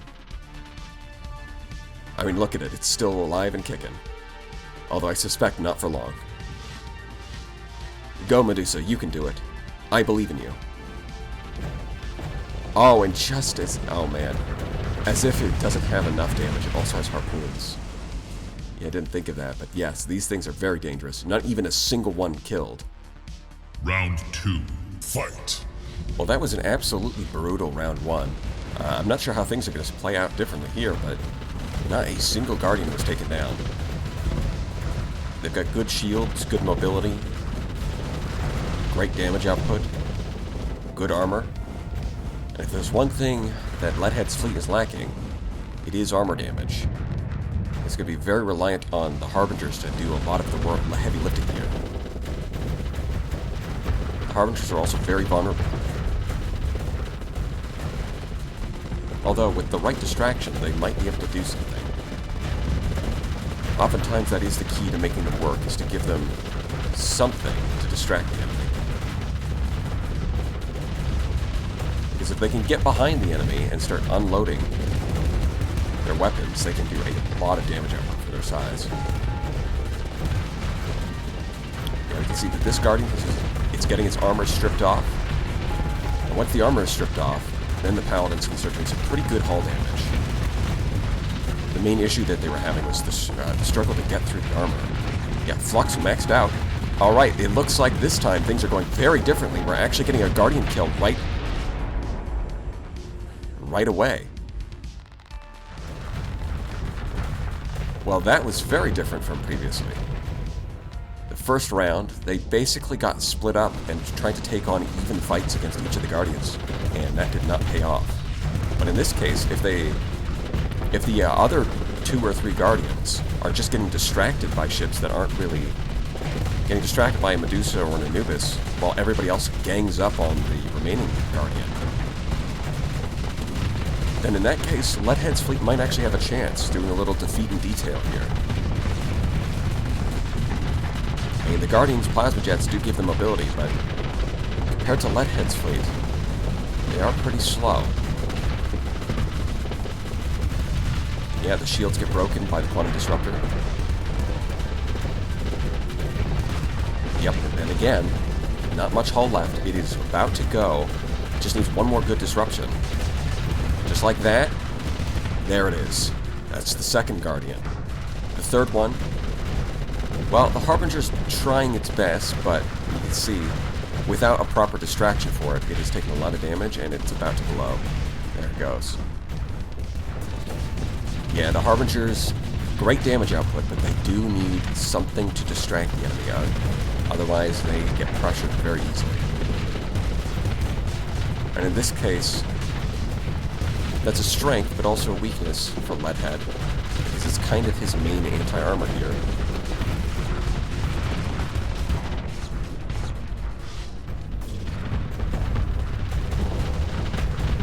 Although it looks like in round 2 this is paying off for him, because this is going a lot better than round 1. Round 1 looked hopeless. Round 2 looked hopeful. I am really not sure if he's going to win this in round 3.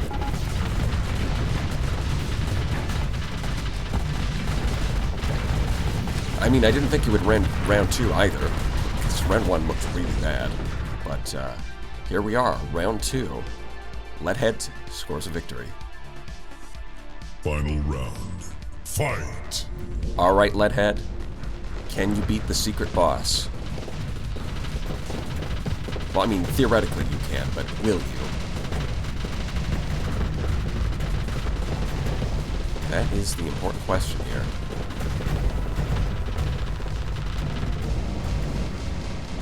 I mean, I cannot stress enough how these builds are nasty. Relying on, like, Storm Needlers and Locusts give it insane kinetic and fragmentation DPS, but because they're such a rapid fire, they also trigger the Shrouded Mantle rapidly, throwing in some extra shots that have, like, decent EMP and hit strength to break through armor. And then as if that's not enough, they do have harpoons as well. And a Paladin on the back, just to make sure it doesn't get any Reaper torpedoes in the rear. Not that Leadhead is really using any missiles. Alright, he is getting what he wants up here, though. The 2 Harbingers are getting a fair distraction from these Anubises, which means that they are getting some damage in. They are able to rip off the armor. This one Guardian is taking some hull damage. If he can keep this up, then we'll see a repeat of round 2, and that'll be a Leadhead victory.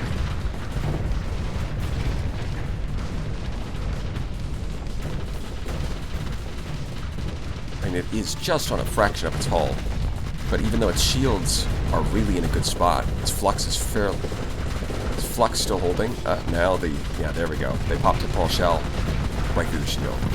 But even if they can't, the quantum disruptor is all it takes, because even with 360 shields, it's going to take several seconds for it to fully raise its shields. So even if they miss the timing on that quantum disruptor, they're still going to get a few shots in while its shields are still like half unfolded. And the Medusa is doing a good job distracting this one. The mining blaster's chipping away at that armor.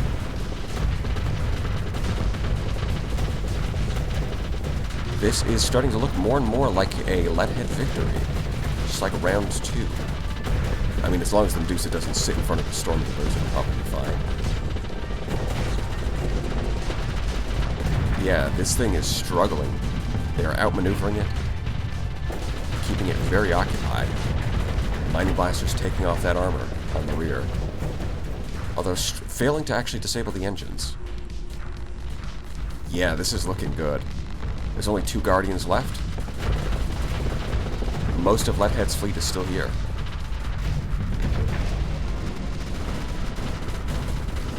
But it isn't over until it's over. And that poor monitor not really doing a whole lot. That looks like Medusa down. How much is left? I mean, this one is getting bullied by 3 Anubises. And the monitor does look like, yeah, I said earlier not doing much, but it does look like it's kind of distracting the other one off screen. The Harbinger, unfortunately, very low on hull, so it is going to be very skittish, have a hard time actually getting any damage in. I think the Void Blaster Harbinger's already gone. Yeah, the thing is, even if the Harbinger wants to attack from the rear, that Paladin means that it's going to lose its hull very quickly. Just like that. The Harbinger goes down. They've gotten this thing so low. They've got the armor off. But over here they don't have... There's no Medusa. The Medusa was taken out. That's another Anubis down. Ooh, this is starting to look rough. They had it surrounded, but over on this other Guardian, they don't have anything left for anti-armor. They've just got to rely on the Anubis, and it's not really cut out for this. Yeah, there goes another Anubis. Uh-oh. Things were looking good not too long ago, but the tide is turning. The Shrouded Convert that was surrounded by like 3 Anubises and a Medusa manages to kill all of them. Wow. I mean, the last 2 looked like they were done. They looked like it was over. They were totally surrounded. But they managed to pull through. They managed to pick off the Harbingers and the Medusas. And the Anubises, even when they were able to flux them out with their shields, they just weren't able to get through the armor. At least not fast enough to take them out before they got ripped apart by the Storm Needlers. I guess that means Leadhead wins the tournament, but loses the secret fight 2-1.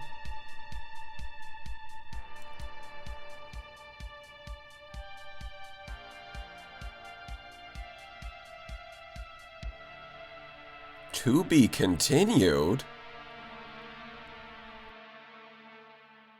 Well, I'm not exactly sure what it means by to be continued, but in any case, congratulations to Leadhead. You are the king of those who brawl in Season 2, beating out the favorite to win the tournament, Tranquility, as well as everyone else who came to challenge you.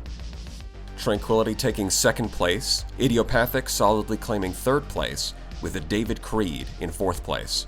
Behind that, we've got a lot of people who came pretty far, but not quite in the top 4.